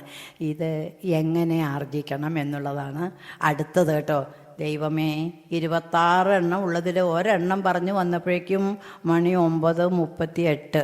ഇനിയിപ്പോൾ എങ്ങനെയാണാവോ ബാക്കിയുള്ളത് പറയാൻ പോണത് കേട്ടോ, ഓടിച്ചിട്ട് പറയാം. അപ്പം രണ്ടാമതുള്ളതെന്ന് വെച്ച് കഴിഞ്ഞാൽ അഭയം സത്വസംശുദ്ധി. സത്വസംശുദ്ധി എന്ന് പറയുന്നതിനെ വേണം ഏറ്റവും നന്നായിട്ട് എക്സ്പ്ലെയിൻ ചെയ്യാൻ. കാരണം സത്വസംശുദ്ധി എന്ന് പറഞ്ഞു കഴിഞ്ഞാൽ അന്ധക്കരണ ശുദ്ധി എന്നാണ് അതിൻ്റെ അർത്ഥം. നമ്മുടെ ഉള്ളിലെ മനസ്സിനെ വെച്ചു, ബുദ്ധിയെ വെച്ചു, അതിൻ്റെ ഉള്ളിൽ ആ പ്രകാശത്തിൻ്റെ ഒരംശത്തിനെ അജ്ഞാനത്തിൽ പൊതിഞ്ഞു വെച്ചു എന്നൊക്കെ പറയണ്ടല്ലോ. ഇതിൽ ഈ മനസ്സെന്ന് പറയുന്നുണ്ടല്ലോ, ആ മനസ്സും പിന്നെ 1-2 കൂട്ടങ്ങളൊക്കെ ചേർന്നിട്ട് പറയുന്ന പേരാണ് അന്ധക്കരണം. അത് ശുദ്ധമാകണം. അത് ശുദ്ധമായാലേ ഈ നിർഭയത്വം നമുക്ക് ഉണ്ടാവുള്ളൂ. അതെങ്ങനെയാന്ന് വെച്ചാൽ ചെറിയ കഥ പറയാം, അപ്പോൾ വേഗം മനസ്സിലാവും. ഒരു ഗുരുവിന് 2 ശിഷ്യന്മാർ കേട്ടോ. ഒരു ശിഷ്യൻ പഴയവൻ, പിന്നെ ഒരു ശിഷ്യൻ പുതിയത്. പഴയ ശിഷ്യനെ ഗുരു നല്ലോണം പറഞ്ഞു പഠിപ്പിച്ചു വെച്ചു. ഏറ്റവും പ്രധാനമായിട്ട് ആ പ്രായത്തിൽ, ആ ചെറുപ്പപ്രായത്തിൽ ശിഷ്യനോട് പറഞ്ഞത് സ്ത്രീ സംസർഗം പാടില്ല കേട്ടോ. പെൺകുട്ടികളെ തിരിഞ്ഞു നോക്കാൻ പാടില്ല, അവരുടെ കഥകൾ വായിക്കുക, അവരുടെ പടം കാണുക, ഒന്നും ചെയ്യരുത്, അവരോട് സംസാരിക്കരുത്, എന്നിട്ട് വേണ്ടേ തൊടാനേ പാടില്ല. ഇവൻ അതിനെ അതേപടി, ബ്രഹ്മചര്യത്തിന് അതേപടി അനുസരിച്ച് പെൺകുട്ടികളെ തിരിഞ്ഞു നോക്കില്ല. പുതിയ ശിഷ്യൻ വന്നപ്പോൾ ഗുരു പറഞ്ഞു പഴയ ശിഷ്യനോട്, ഞാൻ നിനക്ക് പറഞ്ഞു തന്നിട്ടുള്ളതൊക്കെ നീ പറഞ്ഞു കൊടുക്ക്, പിന്നെ ബാക്കിയുള്ളത് ഞാൻ പറഞ്ഞാൽ മതിയല്ലോ. ശരി. 2 ശിഷ്യന്മാരും കൂടി നടക്കാൻ പോയപ്പോൾ അവർക്കൊരു പുഴ കടക്കേണ്ടിയിരുന്നു. പുഴ കടക്കുമ്പോൾ പെട്ടെന്ന് വെള്ളം പൊങ്ങും. ചിലപ്പോൾ പെട്ടെന്ന് വെള്ളം പൊങ്ങി വന്നപ്പോൾ പിന്നെ കൂടി ഒരു പെൺകുട്ടിയുടെ ശബ്ദം, എന്നെ രക്ഷിക്കണേ, ഞാൻ മുങ്ങാൻ പോവാണ് എന്ന് പറഞ്ഞുകൊണ്ട് ഒരു ശബ്ദം കേട്ടു. 2 പേരും തിരിഞ്ഞു നോക്കിയപ്പോൾ ഒരു 15-16 വയസ്സ് പ്രായമുള്ള ഒരു പെൺകുട്ടി വല്ലാതെ വിഷമിച്ച് കരയുകയാണ്. ഇവർ 2 പേരും കുറച്ച് ഹൈറ്റ് ഉള്ളവരാ. ഈ കുട്ടിക്കാണെങ്കിൽ പൊക്കം കുറവാണ്. അവളുടെ കഴുത്ത് വരെ വന്നു കഴിഞ്ഞു വെള്ളം. അവൾ വല്ലാതെ വെപ്രാളം പിടിച്ച് കരഞ്ഞപ്പോൾ ആദ്യത്തവൻ പറഞ്ഞ, എടാ മിണ്ടാണ്ട് പോന്നോളൂ കേട്ടോ, അതൊരു ചെറുപ്പം പെൺകുട്ടിയാണ്, അതിൻ്റെ അടുത്തേക്ക് നമ്മൾ പോവരുത്, അതിനെപ്പറ്റി അന്വേഷിക്കണ്ട, അങ്ങനെ വല്ലതും ഉണ്ടെങ്കിൽ ഭഗവാൻ നോക്കിക്കോളും, നമ്മളതിന് പോവണ്ട എന്ന് പറഞ്ഞു. രണ്ടാമത്തവന് അത് കേട്ടപ്പോൾ സഹിച്ചില്ല, സങ്കടം വന്നു. വേഗം ആ കുട്ടിയെ വിളിച്ചു അയാളുടെ തോളത്ത് കയറ്റിയിരുത്തിയിട്ട് നിനക്ക് എങ്ങോട്ടാ പോവേണ്ടേ, ദാ അവിടെയാണ് എൻ്റെ വീടെന്ന് പറഞ്ഞു. ആ ഭാഗത്തേക്ക് നടന്നു. അവിടെ വന്നപ്പോൾ അവളെ ഇറക്കി വിട്ടു. കൂടിപ്പോയ ഒരു 5 മിനിറ്റ് അയാളുടെ തോളത്തിരുത്തിക്കൊണ്ട് പോയി അവളെ പറഞ്ഞിട്ട് അവൾ ഓടിപ്പോവുകയും ചെയ്തു വീട്ടിലേക്ക്. ഒന്നാമത്തെ ശിഷ്യൻ ചൊറിയാൻ തുടങ്ങിയില്ലേ രണ്ടാമത്തവനോട്, എടാ ഞാൻ പറഞ്ഞില്ലേ നീ ചെയ്തത് വലിയൊരു അബദ്ധമാണ്, നീ പോയി ഗുരുവിനടുത്ത് പോയി ചോദിക്ക്, ഇതിന് പ്രായശ്ചിത്തം ചെയ്യണം. ഒരു പെൺകുട്ടിയെ 10-16 വയസ്സായ പെൺകുട്ടിയെ തോളത്ത് കയറ്റിക്കൊണ്ട് പോയേക്കണേ. ഗുരു പറഞ്ഞു തരും. ഇവൻ എന്താ അതിനൊന്നും മനസ്സിലാവണേ ഇല്ല. അതിനെന്താ തെറ്റ്? ഗുരുവിനോട് ചോദിക്ക്, ഇത് പാടില്ല എന്ന് പറഞ്ഞു. വൈകുന്നേരം പോയി എപ്പോഴും ഗുരുവിൻ്റെ അടുത്ത് പോയപ്പോൾ ഇവനൊന്നും മിണ്ടിയേയില്ല. രാത്രിയായി, പിറ്റേ ദിവസം വൈകുന്നേരം സൗകര്യം കിട്ടിയപ്പോൾ, എടാ ഇന്നലത്തെ ആ സംഭവം പറഞ്ഞോ ഗുരുവിനോട്? ഇല്ല കേട്ടോ, ഞാൻ മറന്നുപോയി ആ കാര്യം. ഇന്നെങ്കിലും ചെന്ന് പറയൂ കേട്ടോ. പറയാം. പിറ്റേ ദിവസം അവനത് മറന്നു. 3-ാം ദിവസവും ഈ മൂത്ത ശിഷ്യനുണ്ടല്ലോ, അവൻ ചോദിച്ചു, ഇതിവൻ്റെ സൂത്രമാണ്, ചെന്ന് പറഞ്ഞു കഴിഞ്ഞാൽ അതിന് പ്രായശ്ചിത്തം ചെയ്യണ്ടേ, അതിനും മടിച്ചിട്ടായിരിക്കുന്നു വിചാരിച്ചിട്ട് ഞാൻ തന്നെ പറഞ്ഞോളാം, എനിക്ക് മറക്കുമൊന്നുമില്ല എന്ന് പറഞ്ഞ് ഗുരുവിൻ്റെ അടുത്ത് പോയി ഇവൻ. ഗുരു, ഇങ്ങനെയൊരു സംഭവം നടന്നു കേട്ടോ 3 ദിവസം മുൻപ്. ഓഹോ, അങ്ങനെയാണോ? ഇവൻ ചെയ്തത് തെറ്റല്ലേ? തീർച്ചയായിട്ടും അവനതിന് പ്രായശ്ചിത്തം വേണം. എന്താ പ്രായശ്ചിത്തം? അവനെ വിളിച്ചു. എന്താ, എത്ര നിമിഷം നീ അവളെ തോളത്ത് വെച്ചു നടന്നു? 5 മിനിറ്റ് നേരം എന്നിട്ട് അവളെ വീടായപ്പോൾ പറഞ്ഞു വിട്ടു. എന്നിട്ട് പിന്നെ എന്താ നീ എന്നോട് പറയാത്തത്? ഞാനത് മറന്നുപോയി, അത് ഓർമ്മിച്ചേ ഇല്ല. ഇന്ന് ഈ ചേട്ടനാണ് എന്നെ എപ്പോഴും ഓർമ്മിപ്പിക്കുമ്പോഴൊക്കെ ഞാൻ ഇവിടെ വരുമ്പോൾ ഞാൻ ആ കാര്യം മറന്നു പോയിട്ടാണ്. സത്യമായിട്ടും അതിനെന്ത് ശിക്ഷയുണ്ടെങ്കിലും ഞാൻ അനുഭവിച്ചോളാം എന്ന് പറഞ്ഞു. അപ്പോൾ ഗുരു പറഞ്ഞു, 5 മിനിറ്റ് നേരത്തേക്ക് ഒരു പെൺകുട്ടിയെ തോളത്തെടുത്തോണ്ട് നടന്നതിന് നിനക്കുള്ള ശിക്ഷ 1 രാവും 1 പകലും എന്താണോ ഈ ഉണ്ണാവ്രതവും ഉറങ്ങാവ്രതവും എടുക്കുക. ഈശ്വര, എനിക്ക് ഇങ്ങനെ ഒരു ചുറ്റുപാട് ഇനി ഉണ്ടാക്കി തരരുതേന്ന് പ്രാർത്ഥിക്കുക. 1 ദിവസം ഫുൾ 24 മണിക്കൂർ. കണ്ടോ, ഇപ്പം മനസ്സിലായോ നിനക്ക് എന്താ വേണ്ടതെന്ന് എന്ന് മറ്റവൻ വലിയവന് വിളിച്ചു. അപ്പോൾ ഗുരു പറഞ്ഞു, അവൻ അതാണ് ശിക്ഷ, പക്ഷെ നിനക്ക് ശിക്ഷയുണ്ട്. അയ്യോ ഗുരു, ഞാൻ ആ പെൺകുട്ടിയെ നോക്കിയില്ല, അവളെ തൊട്ടുമില്ല, അവളോട് സംസാരിച്ചില്ല, ഒന്നിനും പോയിട്ടില്ല, ഞാനാണ് ഇവനെ ചെയ്യല്ലേ എന്ന് പറഞ്ഞ് തടഞ്ഞത്. ശരി, പക്ഷെ ഇവൻ ചെയ്തത് മനസ്സുകൊണ്ട് ഇവൻ ആ പെൺകുട്ടിയെ ആ 5 മിനിറ്റിൻ്റെ ഉള്ളിൽ മറന്നു കഴിഞ്ഞു. പിന്നെ ആ കുട്ടിയെ പറ്റി അവൻ ചിന്തിക്കാവട്ടെ ഒന്നും ചെയ്തില്ല. നീയാണെങ്കിൽ ആ പെൺകുട്ടിയെ 3 രാവും 3 പകലും കഴിഞ്ഞിട്ട് മണ്ടേല് തോളത്തും കൂടിയല്ല, തോളിനേക്കാളും കേമമായിട്ടുള്ള സ്ഥലത്ത് വെച്ചോണ്ട് നീ നടക്കണത്. അപ്പൊ നിനക്കെന്ത് ശിക്ഷയാണെന്നറിയാമോ? ഇവൻ 5 മിനിറ്റ് നേരത്തേക്ക് പെൺകുട്ടിയെ തോളത്ത് കയറ്റിയതിന് 1 രാവും 1 പകലും ഉണ്ണാവൃതവും ഉറങ്ങാവൃതവും എടുത്ത് ജപിക്കാൻ പറഞ്ഞില്ലേ? നീ എത്ര ദിവസം ചെയ്യണം? 5 മിനിറ്റ് 60 മിനിറ്റ് അല്ലേ 1 മണിക്കൂർ? അപ്പൊ 5 കൊണ്ട് ഹരിച്ചു കഴിഞ്ഞാല് എത്രയാ? 60നെ 5 കൊണ്ട് ഹരിച്ചു കഴിഞ്ഞാല് അത്രയും പ്രാവശ്യം 1 മണിക്കൂറിൽ, അങ്ങനെ 24 മണിക്കൂർ, അങ്ങനെ 3 ദിവസം. അവൻ തോളത്ത് കയറ്റിയതുകൊണ്ടാണ് ഇങ്ങനെ ഒന്നെന്ന് പറഞ്ഞ് നീ മണ്ടേല കയറ്റിയേക്കണേ. അപ്പം അതിൻ്റെ ഇരട്ടിയുണ്ട്. അത്രയും നാൾ ഉണ്ണാവൃതം ഉറങ്ങാവൃതം എടുക്കണം. എന്താ ഇതിൻ്റെ അർത്ഥം എന്ന് വെച്ച് കഴിഞ്ഞാൽ മനഃകൃതം കൃതം. ഭഗവാന്റെ കോടതിയിലേ ഈ നമ്മുടെ കോടതി പോലെയൊന്നുമല്ല. അവിടെ 3 കള്ളി വരച്ചു വെച്ചിട്ടുണ്ട്. മനസ്സുകൊണ്ട് ചെയ്തത്, ശരീരം കൊണ്ട് ചെയ്തത്, വാക്കുകൊണ്ട് ചെയ്തത്, പ്രവൃത്തി, മനോവാക്കായങ്ങൾ. മനസ്സുകൊണ്ട് ചെയ്തതിനാണ് ഏറ്റവും കൂടുതൽ. മനസ്സുകൊണ്ട് നല്ല പ്രവൃത്തി ചെയ്താൽ ഏറ്റവും കൂടുതൽ അതിന് പ്രതിഫലം കിട്ടും. മനസ്സുകൊണ്ട് ദുഷ്കർമ്മം ചെയ്താൽ ഏറ്റവും കൂടുതൽ അതിന് ശിക്ഷയും കിട്ടും. ഇങ്ങനെ 3 ഭാഗിച്ചിട്ട് 3 കൂടി ആകെ മൊത്തം കൂട്ടിയിട്ടാണ് നമുക്ക് കിട്ടണത്, ഫലം കിട്ടണതേ. അപ്പോൾ ഇപ്പോൾ കുറച്ച് മനസ്സിലായിട്ടുണ്ടാവും എന്തുകൊണ്ടാണ് നമുക്ക് അശാന്തിയും അസമാധാനവും, എന്തുകൊണ്ടാണ് നമുക്ക് നമ്മൾ വിചാരിക്കുന്നത് പോലെയുള്ളതായ ഒരു മുക്തി, ഒരു കവലയില്ലാത്ത ഒരു ജീവിതം കിട്ടാത്തത് എന്നുള്ളത്. മനസ്സ് ശുദ്ധാവണേ, അതാ വേണ്ടത്. മനസ്സ് ശുദ്ധമല്ലെങ്കിൽ നമുക്ക് യാതൊന്നും ചെയ്യാൻ പറ്റില്ല. അവിടെ നിന്ന് തരണതിനെ മേടിച്ച് വിഴുങ്ങുക തന്നെ വേണം. അവനവൻ ഇന്നലെ ഡോക്ടർ ഗോപാലകൃഷ്ണൻ എടുത്തെടുത്ത് പറഞ്ഞില്ലേ, അവനവൻ ചെയ്ത കർമ്മത്തിൻ്റെ ഫലം അവനവൻ തന്നെ അനുഭവിച്ച് തീർക്കണം, വേറെ ആരും കൂടെ വരില്ല എന്ന്. ആ പറഞ്ഞത് എൻ്റെ മനസ്സിൽ ഇന്നലെ രാത്രി മുഴുവനും മുഴങ്ങി. നമ്മളിത് അറിഞ്ഞുകൊണ്ടാണോ ഓരോ ദുഷ്കർമ്മങ്ങൾ ചെയ്യണത്? ഇനി എല്ലാം ദുഷ്കർമ്മമാണെന്ന് ദുഷ്കർമ്മങ്ങൾ നമ്മൾ ചെയ്യുന്നുണ്ട്, പക്ഷേ എല്ലാം നമ്മൾ അറിഞ്ഞുകൊണ്ടല്ല ചെയ്യണത്. അത് ഇനി അടുത്തത് വരുന്നുണ്ട് കേട്ടോ. അടുത്ത് വരാൻ പോണത് അതാണ്. നമ്മൾ ചെയ്യുന്ന കർമ്മങ്ങൾ അറിയാതെ എന്ത് ദുഷ്കർമ്മമാണ് നമ്മൾ ചെയ്യണേന്നുള്ളത്. അറിഞ്ഞ് ചെയ്താലും അറിയാതെ ചെയ്താലും കർമ്മഫലം നമ്മൾ തന്നെ അനുഭവിക്കണം. അപ്പോൾ ഇത് സത്വസംശുദ്ധി, ഹൃദയശുദ്ധി, അന്ധക്കരണ ശുദ്ധി. ഈ അന്ധക്കരണം ശുദ്ധമല്ലാത്തതിൻ്റെ പേരിലാണ് കേട്ടോ പല ദിക്കുകളിലും ഈ വീട്ടിൽ ചണ്ട, ഭാര്യ ഭർത്താക്കന്മാർ തമ്മിലുള്ള ലഹള, അമ്മായിയമ്മയും മരുമകളും തമ്മിലുള്ള പോര്. അതാണ് സഹിക്കാൻ വയ്യാത്തത്. എന്താ വെച്ച് കഴിഞ്ഞാൽ ഒരമ്മ, ഒരു സ്ത്രീ, അവൾക്ക് വിവാഹപ്രായം എത്തിയാൽ കല്യാണം കഴിക്കണം എന്നുള്ള ആഗ്രഹമുണ്ടാവും. എന്തിനു വേണ്ടിയാണ് കല്യാണം കഴിക്കണത്? എനിക്ക് സുഖമായിട്ട് ജീവിക്കാനായിട്ട്. അത് കഴിഞ്ഞാലോ അവൾക്കൊരു കുഞ്ഞു വേണമെന്നുള്ള ആഗ്രഹമായി. എന്തിനു വേണ്ടിയെന്ന് എനിക്ക് കുഞ്ഞ്? എനിക്കൊരു കുട്ടി വേണം, അതിനെ വളർത്തി അതിനെ താലോലിച്ച് അതിനെ വലുതാക്കി നല്ല രീതിയിലാക്കിയിട്ട് എനിക്കൊരു മോൻ വേണം. ഉണ്ടായി, കൊടുത്തു. മോൻ പഠിച്ചു, വലുതായി, ഉദ്യോഗമായി, അവനെ ഇണയെ തേടിപ്പിടിക്കണ പ്രായം വരുമ്പോൾ അവൻ ആഗ്രഹിക്കുന്നതിന് മുൻപ് തന്നെ അവൻ്റെ അമ്മ ഇണയെ അന്വേഷിച്ചു തുടങ്ങും. ഇല്ലേ? സാധാരണ അമ്മമാരെ എൻ്റെ മോൻ ഒരു പെൺകുട്ടിയെ വേണം എന്ന് പറഞ്ഞ് അന്വേഷിക്കും. ആ മകനേക്കാൾ കൂടുതൽ താല്പര്യം ആ അമ്മയ്ക്കായിരിക്കും. എന്നിട്ട് കല്യാണം കഴിപ്പിച്ചു. അവരുടെ തന്നെ ഇഷ്ടത്തിന് പോയി നോക്കി കണ്ട് നല്ല കുട്ടിയാണ്, നല്ല കുടുംബമാണ്, നല്ല ഗോത്രമാണ് എല്ലാം പറഞ്ഞിട്ട് കല്യാണം കഴിപ്പിക്കും. കല്യാണം കഴിച്ച് കഴിഞ്ഞിട്ട് പരാതി വരികയാണെങ്കിൽ ആദ്യം വരണത് ആർക്കാന്നറിയാമോ? അമ്മായിയമ്മയ്ക്ക്. അതെന്താ അതിന് കാരണം? ഈ കുട്ടികളെയൊക്കെ പ്രസവിച്ച് വളർത്തി വലുതാക്കി കല്യാണം കഴിപ്പിക്കാനൊക്കെ മുൻകൈയെടുത്ത അമ്മമാർക്ക് ഈ പരാതി തോന്നാൻ കാരണം എന്താണെന്നറിയാമോ? ആദ്യം മുതൽ തന്നെ കല്യാണം കഴിക്കുമ്പോൾ തന്നെ എനിക്ക് സുഖമായിരിക്കണം എന്ന് പറഞ്ഞിട്ടല്ലേ കല്യാണം കഴിക്കണത്? അല്ല, എൻ്റെ ഭർത്താവും അവരുടെ വീട്ടുകാരും സുഖമായിരിക്കട്ടെ, ഞാൻ ഇത്തിരി കഷ്ടപ്പെട്ടാലും വിരോധമില്ല, അവർ സുഖമായിരിക്കണം എന്ന് വിചാരിച്ചിട്ട് ആരെങ്കിലും കല്യാണം കഴിക്കാറുണ്ടോ? ഇല്ല.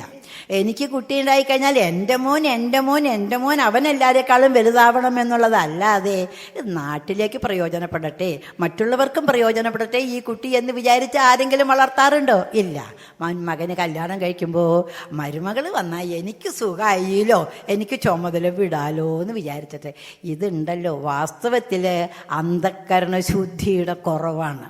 അന്ധക്കരണം പരിശുദ്ധമാണെങ്കിൽ അയ്യോ അവനും അവൻ്റെ ഭാര്യ സുഖമായിട്ടിരുന്നാൽ അതിനേക്കാൾ കൂടുതൽ എനിക്ക് യാതൊന്നും വേണ്ടേ എന്ന്. ഇത് ഞാൻ ഏത് ദൃഷ്ടിയാ? അധ്യാത്മദൃഷ്ടി അല്ലാട്ടോ ഞാൻ പറയണത്. നമ്മുടെ സാധാരണ ദൃഷ്ടിയിൽ ഇങ്ങനെയാണ് നമ്മൾ ചിന്തിക്കേണ്ടത്.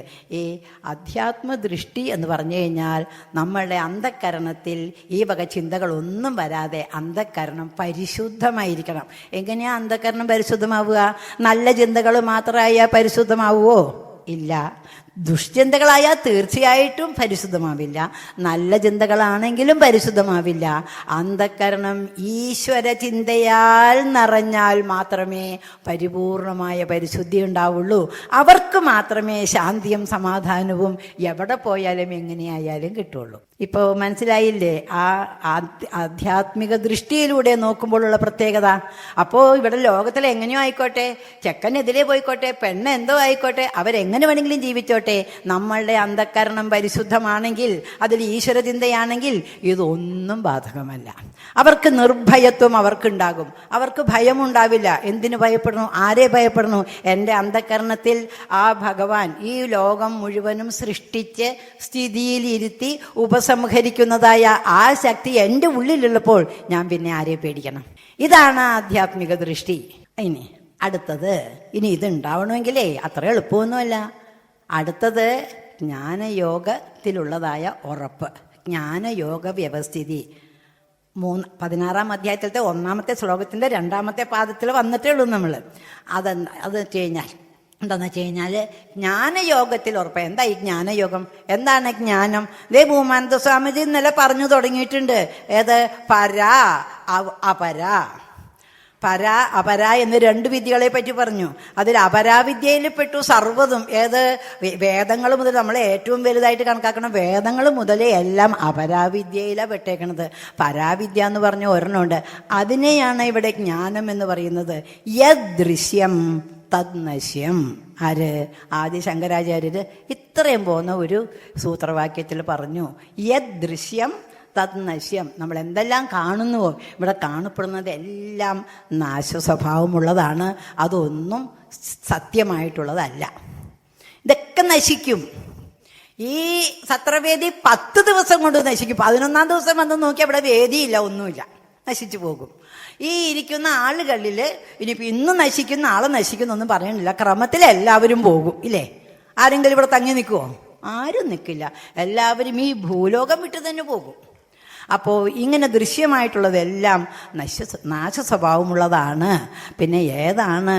ബ്രഹ്മം സത്യം ജഗത് മിഥ്യ ജീവബ്രഹ്മേതി നാവരേ. ശങ്കരാചാര്യര് ബ്രഹ്മം സത്യം ജഗത് മിഥ്യ. ഈ ജഗത്ത് എന്ന് പറഞ്ഞാൽ നമ്മൾ കാണുന്നത് വെറും മിഥ്യയാണ്. ഇത് എന്തുപോലെയാണെന്നറിയാമോ?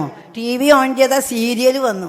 സീരിയലിൽ ഒരുത്തൻ മറ്റവനെ ഒരൊറ്റ ഇടി അടിച്ചു, അവൻ്റെ ചെകിടത്തൊരടി അടിച്ചു, അവൻ്റെ പല്ല് മുഴുവൻ പുറത്തേക്ക് ചാടി. നമ്മൾ പറഞ്ഞു അയ്യോ പാവം കേട്ടോ, ഇങ്ങനെ അടിക്കണോ? പല്ല് മുഴുവൻ പുറത്തേക്ക് വന്നു. എന്നിട്ട് അവനെ അങ്ങോട്ട്, അപ്പോഴേക്കും അവന് ഉരുട്ടിയിട്ടു. അതിൻ്റെ മീതെ 2 പേര് ചവിട്ടി, അവൻ ചത്തു മലച്ചു.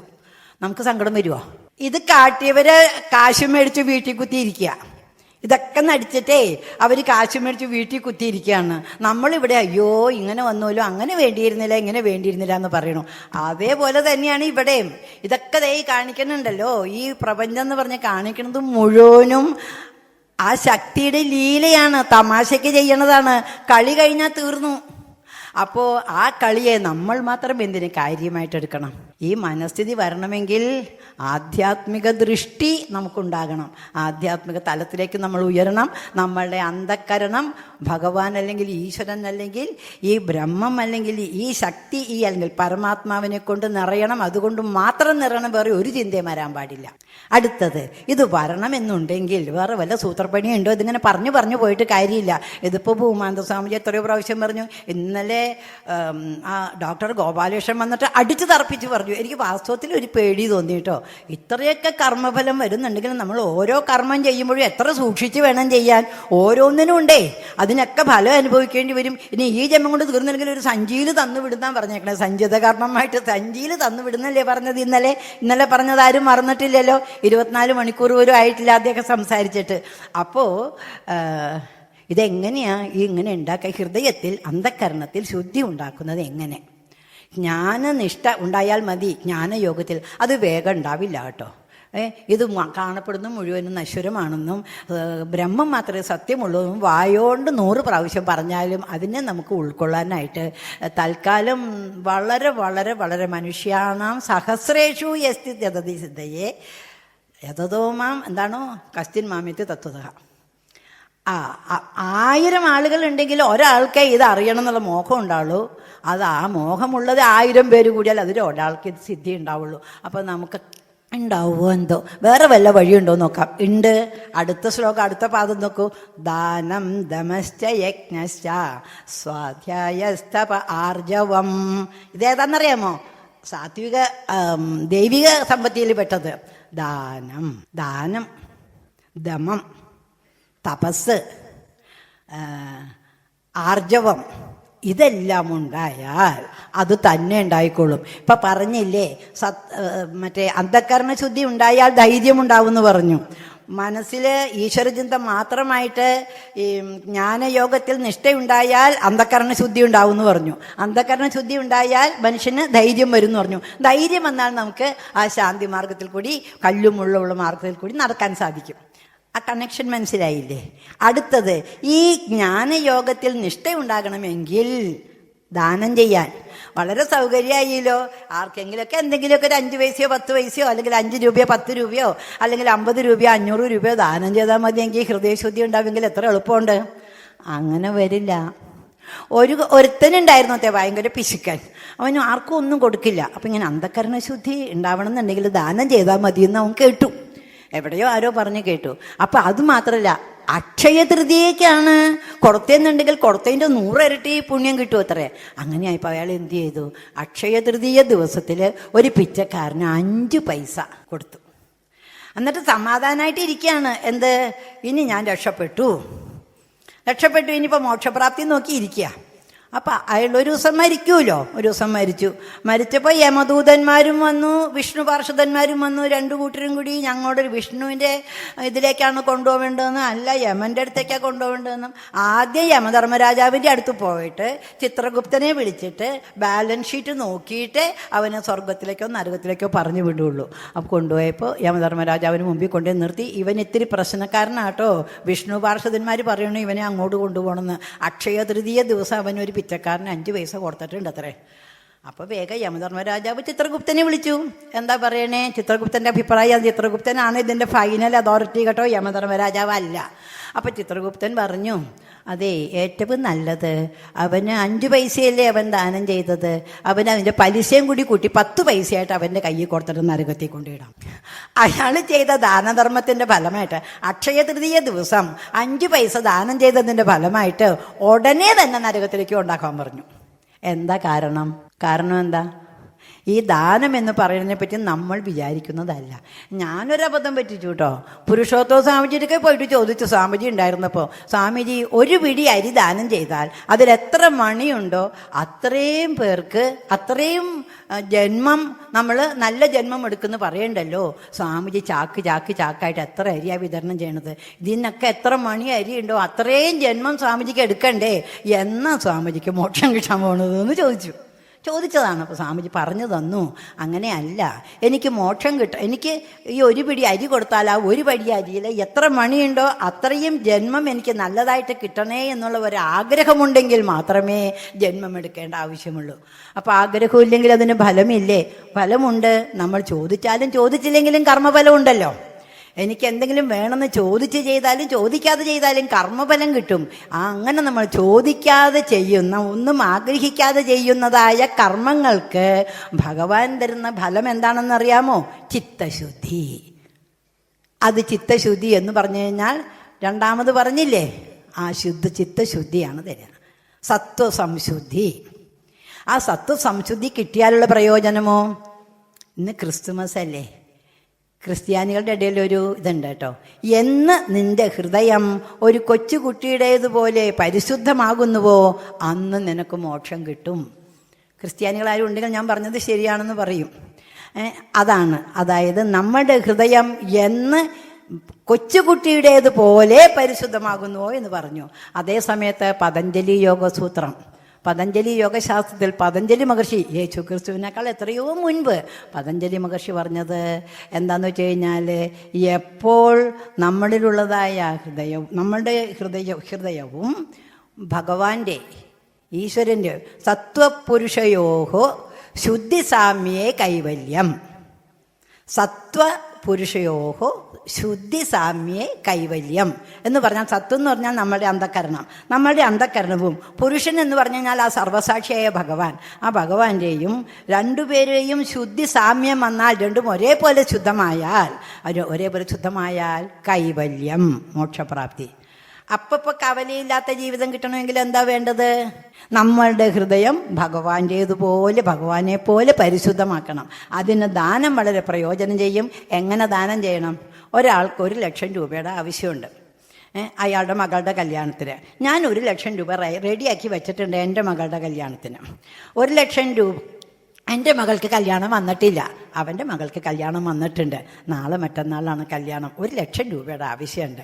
എടുക്കാനുണ്ടോ ചോദിച്ചു കഴിഞ്ഞാൽ കണ്ണടച്ചിട്ട്, എൻ്റെ മകളുടെ കല്യാണം വന്നിട്ടില്ലല്ലോ, നാളെ വരുമ്പോഴല്ലേ വേണ്ടൂ, ഇതാ എടുത്തോളൂ എന്ന് പറഞ്ഞാൽ 1,00,000 രൂപ എത്ര അച്ഛന്മാർ കൊടുക്കുമോ? ഇല്ല, കൊടുക്കില്ല.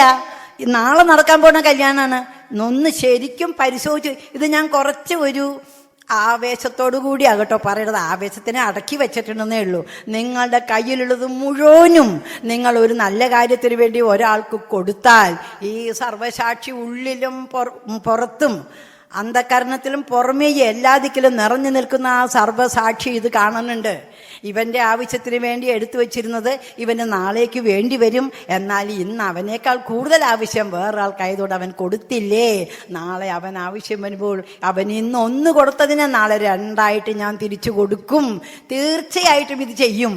നിങ്ങൾക്ക് ആർക്കും ധൈര്യം ഉണ്ടാവില്ല കേട്ടോ.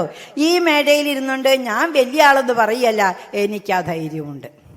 എനിക്ക് എന്തെല്ലാം ഉണ്ടോ ആ ഉള്ളതെല്ലാം സർവസാക്ഷിയുടെ മുൻപിൽ വെച്ചാണ് ഞാൻ ആർക്കെങ്കിലും കൊടുക്കുന്നത്. ശുദ്ധ മനസ്സോടുകൂടി, അന്ധക്കരണ ശുദ്ധിയോടുകൂടി.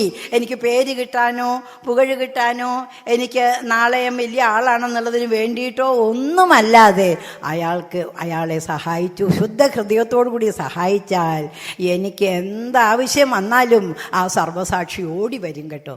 ഈ വിശ്വാസമുണ്ടെങ്കിൽ തീർച്ചയായിട്ടും നിങ്ങൾക്ക് ആ ധാമത്തിലേക്ക് എത്തിച്ചേരാം. ഈ വിശ്വാസം വരണമെങ്കിൽ നമ്മൾ ഈ സാധാരണ നിൽക്കുന്ന ലെവലിൽ നിന്നുകൊണ്ടോ വൈകാരിക ദൃഷ്ടി കൊണ്ടോ വിചാരം ചെയ്തിട്ടോ പോരാ, വികാരത്തിനും അപ്പുറത്തുള്ള ആധ്യാത്മിക തലത്തിൽ പോയി നിൽക്കണം.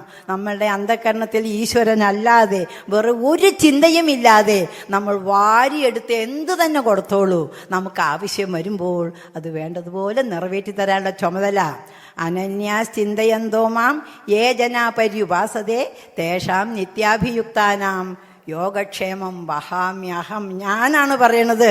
നിന്റെ യോഗവും നിനക്ക് കിട്ടേണ്ടതെല്ലാം, ക്ഷേമവും കിട്ടിയതെല്ലാം ഞാൻ നോക്കിത്തരും, കിട്ടാനുള്ളത് മേടിച്ചും തരും. ധൈര്യമായിട്ട് നീ പരോപകാരം ചെയ്തോളൂ. അതുകൊണ്ട് നമുക്ക് യാതൊരു ദോഷവും വരില്ല എന്ന് മാത്രമല്ല, വേണ്ടത്ര ഗുണമുണ്ടാവുകയും ചെയ്യും. ഈ ചിന്താഗതി ഉണ്ടായാൽ മാത്രമേ നമുക്ക് സത്വസംശുദ്ധി ഉണ്ടാവുള്ളൂ. സത്വസംശുദ്ധി ഉണ്ടായാലേ നിർഭയത്വം ഉണ്ടാവുള്ളൂ. നിർഭയത്വം ഉണ്ടായാലേ നമുക്ക് അല്ലലും അലട്ടുമില്ലാത്തതായ ഒരു ജീവിതവും അനായാസേന മരണം വിനാ ദൈന്യന ജീവിതം കിട്ടുകയുള്ളൂ. ഇനിയുണ്ടല്ലോ അഹിംസ, ഇനിയുണ്ട് കുറെ. അഹിംസ എന്ന് പറഞ്ഞ ഒരെണ്ണം നമ്മൾ പാലിക്കണമെന്ന് പറയുന്നുണ്ട്. അത് നമ്മൾ വിചാരിക്കേണ്ടതല്ല കേട്ടോ, ആധ്യാത്മിക തലത്തിൽ നിന്ന് നോക്കേണ്ടതാണ്. അഹിംസയുടെ അപ്പുറത്ത് ആർജവം, ഇപ്പുറത്ത് സത്യം.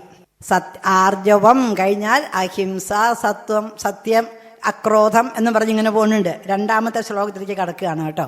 അപ്പോൾ ഇവിടെ 1ാമത് ആർജവം എന്ന് പറഞ്ഞാൽ നേരെ വാ നേരെ പോ എന്നുള്ളതാണ് ആർജവം. സത്യം എന്ന് പറഞ്ഞാൽ ഏതാണ്ട് അത് തന്നെയാണ്. അതിൻ്റെ നടുക്കാണ് എന്ത് പറയണത്? അഹിംസ. ഹിംസ ഞാൻ ആരെയും ഹിംസിക്കാൻ പോവാറില്ല. ആരോട്? മനസ വാച കർമ്മണ എന്ന് 3 എണ്ണം ഉണ്ടല്ലോ. മനസ്സുകൊണ്ട് ഹിംസിക്കുക, വാക്കുകൊണ്ട്, പ്രവൃത്തി കൊണ്ട്. ഇത് 3 കൊണ്ട് ഞാൻ ഹിംസിക്കണില്ല കേട്ടോ. അതുകൊണ്ട് കാര്യമായില്ല. നമ്മളൊരു ഹിംസ ചെയ്യണ്ടേ. വളരെ ഒരു നല്ല ഉത്തമ ഉദാഹരണം ഞാൻ പറയാം. ആറ്റുനോറ്റൊരു കുഞ്ഞിനെ പ്രസവിക്കും. ആ കുഞ്ഞിനെ പ്രസവിച്ച് കഴിഞ്ഞാൽ നമുക്ക് ചിലവിന് ഈ കുട്ടിയുടെ വലിയ പഠിത്തത്തിനൊക്കെ പണം പോരായ വരുമ്പോൾ ഭർത്താവിനെ ഫോറിനിലേക്ക് പറഞ്ഞു വിടുക, ഭാര്യ എവിടെയെങ്കിലും ജോലിക്ക് പോവുക. ഈ കുഞ്ഞിനെ നോക്കാൻ ആരാ? കുഞ്ഞിനെ നോക്കാനായിട്ട് ഇപ്പം ഉണ്ടല്ലോ ചിൽഡ്രൻ കെയർ ഉണ്ടല്ലോ, ബേബി കെയർ, അവിടെ കൊണ്ടുപോയി ആക്കുക, കുട്ടി അവിടെ കൊണ്ടുപോയി ആക്കുക. മുത്തശ്ശനും മുത്തശ്ശിയും വയസ്സായില്ലേ, അവരിവിടെ ഒറ്റയ്ക്ക് എങ്ങനെയാണ് ജീവിക്കുക? അവരെ കൊണ്ടുപോയി ഓൾഡ് ഏജ് ഹോമിലും വിടുക. സംഗതി ശരിയായില്ലേ? അവരുടെ ഉദ്ദേശം വളരെ നല്ല ഉദ്ദേശമാണ്. ഭാര്യയും ഭർത്താവും കൂടി ജോലി ചെയ്ത് സമ്പാദിച്ച് തൻ്റെ കുഞ്ഞുങ്ങളെ നല്ലപോലെ വളർത്തുക. അച്ഛനും അമ്മയും ഓൾഡ് ഏജ് ഹോമിൽ അവരാരെങ്കിലും ഉണ്ടാവുമല്ലോ അവിടെ. പക്ഷേ ഇവരറിയാതെ ചെയ്യുന്ന ഹിംസ, രണ്ടു കൂട്ടരോടാണ് ഹിംസ ചെയ്യുന്നത്. ഒന്ന് താൻ പെറ്റ കുഞ്ഞിനോട്, അത് അച്ഛൻ്റെയും അമ്മയുടെയും മടിയിൽ കിടന്ന് കളിക്കുകയും മുത്തച്ഛയും മാറത്ത് കിടന്ന് കളിക്കുകയും ചെയ്യേണ്ട കുഞ്ഞിനെ അവരിൽ നിന്നെല്ലാം പിരിച്ചിട്ട് ഒരു ഹോമിൽ കൊണ്ടുപോയി ആക്കുക, കുഞ്ഞുങ്ങളുടെ ഒരു ഡേ കെയർ ഉള്ള ഒരു ദിക്കിൽ കൊണ്ടുപോയി ആക്കുക എന്ന് പറഞ്ഞു കഴിഞ്ഞാൽ ഒരമ്മയും ഒരച്ഛനും ചെയ്യുന്ന ഏറ്റവും വലിയ ഹിംസയാണ് തൻ്റെ കുട്ടിയോട്. അതേപോലെ തന്നെ വയസ്സുകാലത്ത് മക്കളുള്ളപ്പോൾ അച്ഛനോ അമ്മയോ ഓൾഡ് ഏജ് ഹോമിലേക്ക് പോകാനിടയാക്കിയാൽ കുറ്റം ആരുടേത് വേണമെങ്കിലാകട്ടെ, അവരെ അവരവരുടെ വീട്ടിൽ തന്നെ ഇരുത്തി എന്നെ കുട്ടിക്കാലത്ത് പെറ്റ് വളർത്തി ഓമനിച്ച് വളർത്തി വലുതാക്കി വിട്ട അച്ഛനെയും അമ്മയെയും ഓൾഡ് ഏജ് ഹോമിലേക്ക് പോകാനിടയായാൽ ആ ചെറുപ്പക്കാർക്ക് ഒരിക്കലും ഈ പറഞ്ഞ മോക്ഷധാമം കിട്ടാൻ പോണില്ല കേട്ടോ. തീർച്ചയാണ് ആ കാര്യം. നമ്മളുടെ നാട് നന്നാവണമെങ്കിൽ ഈ കുഞ്ഞുങ്ങളുടെ ഉള്ളതായ ഈ കൊച്ചുകുട്ടികളെ നോക്കുന്നതായ സ്ഥാപനങ്ങൾ, കൊച്ചുകുട്ടികളെ എന്ന് പറഞ്ഞു കഴിഞ്ഞാൽ അനാഥ കുട്ടികളെ അല്ല ഉദ്ദേശിക്കുന്നത്. ഓൾഡ് ഏജ് ഹോം എന്ന് പറഞ്ഞു കഴിഞ്ഞാൽ മക്കളില്ലാത്തവരെ അല്ല ഉദ്ദേശിക്കുന്നത്. മക്കളുള്ള അമ്മമാര് തൻ്റെ മക്കളെ കൊണ്ടുപോയിട്ട് എവിടെയെങ്കിലും കൊണ്ടുപോയി വിട്ടിട്ട് സമ്പാദിക്കാൻ പോയാൽ വയസ്സുകാലത്ത് അവർക്ക് ഈ കുട്ടിയെ കൊണ്ട് യാതൊരു പ്രയോജനവും ഉണ്ടാവില്ല എന്ന് ഞാൻ എഴുതി വെക്കാം. ഞാനിപ്പോൾ ചത്തുപോകൂല, എത്ര നാളിലേ ഉണ്ടാവാൻ പോണുള്ളൂ. അത് കഴിഞ്ഞാലുള്ളവരല്ലേ, നിങ്ങളൊക്കെ വലുതായി നിങ്ങളുടെ കുഞ്ഞുങ്ങളുടെയൊക്കെ കാലം വരുമ്പോഴേക്കൊക്കെ ഞങ്ങളിത് കാണാനുണ്ടാവില്ല. പക്ഷെ മനസ്സിലാക്കിക്കൊള്ളണം ഈ കാര്യം, ഇത് വലിയ പാതകമാണ്. നമ്മൾ അറിയാതെ ചെയ്യുന്ന ഹിംസയാണ്, വയസ്സായവരോടും കുഞ്ഞുങ്ങളോടും ചെയ്യുന്ന ഹിംസയാണ്. ഈ ഹിംസ നമ്മൾ ചെയ്യരുത് കേട്ടോ. ഈ ഹിംസ മാത്രമല്ല, ഇതുപോലെ നമ്മൾ അറിയാതെ പല ഹിംസയും ചെയ്യും. അതിനെല്ലാം പ്രതികരണം കിട്ടും ഇല്ലേ? നമ്മൾ എന്തെങ്കിലും ചെയ്തു കഴിഞ്ഞാൽ നമുക്ക് പ്രതികരണം കിട്ടില്ലേ? നമ്മൾ പ്രതികരണം അപ്പോൾ പുറമേ നിന്നുള്ളതായ വലിയ വലിയ വലിയ വലിയ പ്രതികരണങ്ങൾ കിട്ടുമ്പോൾ അതിനെ നമ്മൾ ചെറുത്ത് നിൽക്കണമെങ്കിൽ നമ്മുടെ ഉള്ളിൽ ഒരു ശക്തി ഉണ്ടാകണം. ആ ശക്തിക്കാണ് ധൃതി എന്ന് പറയുന്നത്. ധൃതി എന്ന് പറയുന്നത് പുറമേ നിന്ന് പല ദിക്കിൽ നിന്ന്, പ്രത്യേകിച്ചും ഈ ആത്മീയ മാർഗത്തിൽ കൂടി ചലിക്കുന്ന ആളുകൾക്ക് പുറമേ നിന്ന് നിറയെ പ്രതികരണങ്ങൾ വരും. അത് വരുമ്പോൾ ചെറുത്തു നിൽക്കാൻ കഴിവില്ലാതെ തളർന്നു പോയാൽ ആ ജന്മം പോയില്ലേ, പിന്നെ ജന്മം ആദ്യം എടുക്കണ്ടേ? അതില്ലാതിരിക്കണമെങ്കിൽ നമ്മുടെ ഉള്ളിൽ ചാർജ് ചെയ്ത ബാറ്ററി പോലെ ധൃതി എന്ന് പറയുന്നതായ ഒരെണ്ണത്തിന് നമ്മൾ അത് ശേഖരിക്കാൻ സാധിക്കും. ഒരു ചെറിയൊരു തരി ആ ഭഗവാൻ നമ്മളെ സൃഷ്ടിച്ച് വിട്ടപ്പോൾ ഒരു അജ്ഞാനം കൊണ്ട് പൊതിഞ്ഞിട്ടൊരു ചെറിയ തരി തന്നിട്ടില്ലേ? ആ അജ്ഞാനമറിയെ മാറ്റിയിട്ട് ആ ചെറിയ അതിന് വേണ്ടതായ പഞ്ഞിയോ മറ്റേ ചകിരിയോ വിറകോ എന്തെങ്കിലും വെച്ച് ഊതി പെരുപ്പിച്ച് അതിന് നല്ല ശക്തിയുള്ള ഒരു ചാർജ് ചെയ്ത് ബാറ്ററിയാക്കി വെച്ചിരുന്നാൽ എപ്പോഴെപ്പോൾ നമുക്കെതിരെ പ്രതികരണങ്ങൾ വരുന്നുവോ അപ്പോഴെല്ലാം ഈ ധൃതി നമ്മളെ സഹായിക്കും. അതേപോലെ തന്നെ വേറെ ഒരു കാര്യം നമ്മൾ മനസ്സിലാക്കേണ്ടത്, നമ്മൾ വായ കൊണ്ട് സംസാരിക്കുമ്പോഴും കണ്ണുകൊണ്ട് കാണുമ്പോഴും ചെവി കൊണ്ട് കേൾക്കുമ്പോഴും ഈ ധൃതി അല്പമായിട്ട് ചോർന്നു പോവുകയാണ് ചെയ്യണത്. ഇത് ചോർന്നു പോകാതിരിക്കണമെങ്കിൽ നമ്മൾ അതിനൊപ്പം നമ്മൾ ധ്യാനിക്കുക, ജപിക്കുക, ഇതെല്ലാം ചെയ്യേണ്ടത്. എന്നാൽ മാത്രമേ അതിനെ നമുക്ക് നിർത്താൻ സാധിക്കുള്ളൂ. പിന്നെ നമ്മൾക്ക് ഈ അധ്യാത്മമാർഗത്തിൽ കൂടി അധ്യാത്മദൃഷ്ടിയാ നോക്കി മനസ്സിലാക്കേണ്ട ഒരു കാര്യമാണ് അപൈശുനം എന്ന് പറഞ്ഞു കഴിഞ്ഞാൽ അത് രണ്ടുപേര് ഒരുമിച്ച് കൂടിയാൽ മൂന്നാമതൊരാളെ പറ്റിയുള്ള കുറ്റമായിരിക്കും. അത് ആദ്യം കുറ്റം പറഞ്ഞില്ലെങ്കിൽ ഒരാൾ പതുക്കെ തൂണ്ടി വിട്ടാൽ മതി മൂന്നാമന്. അതെ അവരുണ്ടല്ലോ ആളിത്തിരി എനിക്കും മനസ്സിലായിട്ടുണ്ട്, അപ്പൊ എനിക്കും മനസ്സിലായത് ഞാൻ പറഞ്ഞു, നിനക്ക് മനസ്സിലായത് നീ പറഞ്ഞു, അവൾക്ക് മനസ്സിലായത് അവൾ പറഞ്ഞു. അപ്പൊ ആ ആളെ കുറിച്ചുള്ളതായ ഇത്രയും പെരുത്ത് കുറ്റങ്ങൾ നമ്മുടെ മനസ്സിൽ ഉദിച്ചു. നമ്മുടെ മനസ്സ് എന്തിനാ ചിന്തിച്ചിരിക്കേണ്ടത്? ഏതിനെ ചിന്തിച്ചാ ഇരിക്കേണ്ടത്?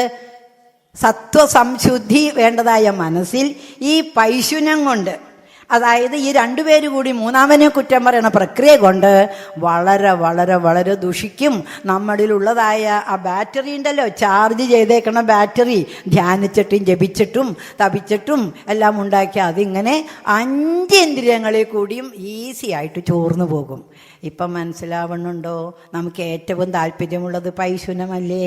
നമുക്ക് സമയം കിട്ടിയാൽ ആരോടെങ്കിലും വർത്തമാനം പറഞ്ഞാൽ ഒന്ന് ആലോചിച്ച് നോക്കും, മൂന്നാമത്തെ പറ്റി, ആളെ പറ്റി, മൂന്നാമനെ പറ്റിയിട്ടുള്ള കുറ്റമായിരിക്കും പറയുക.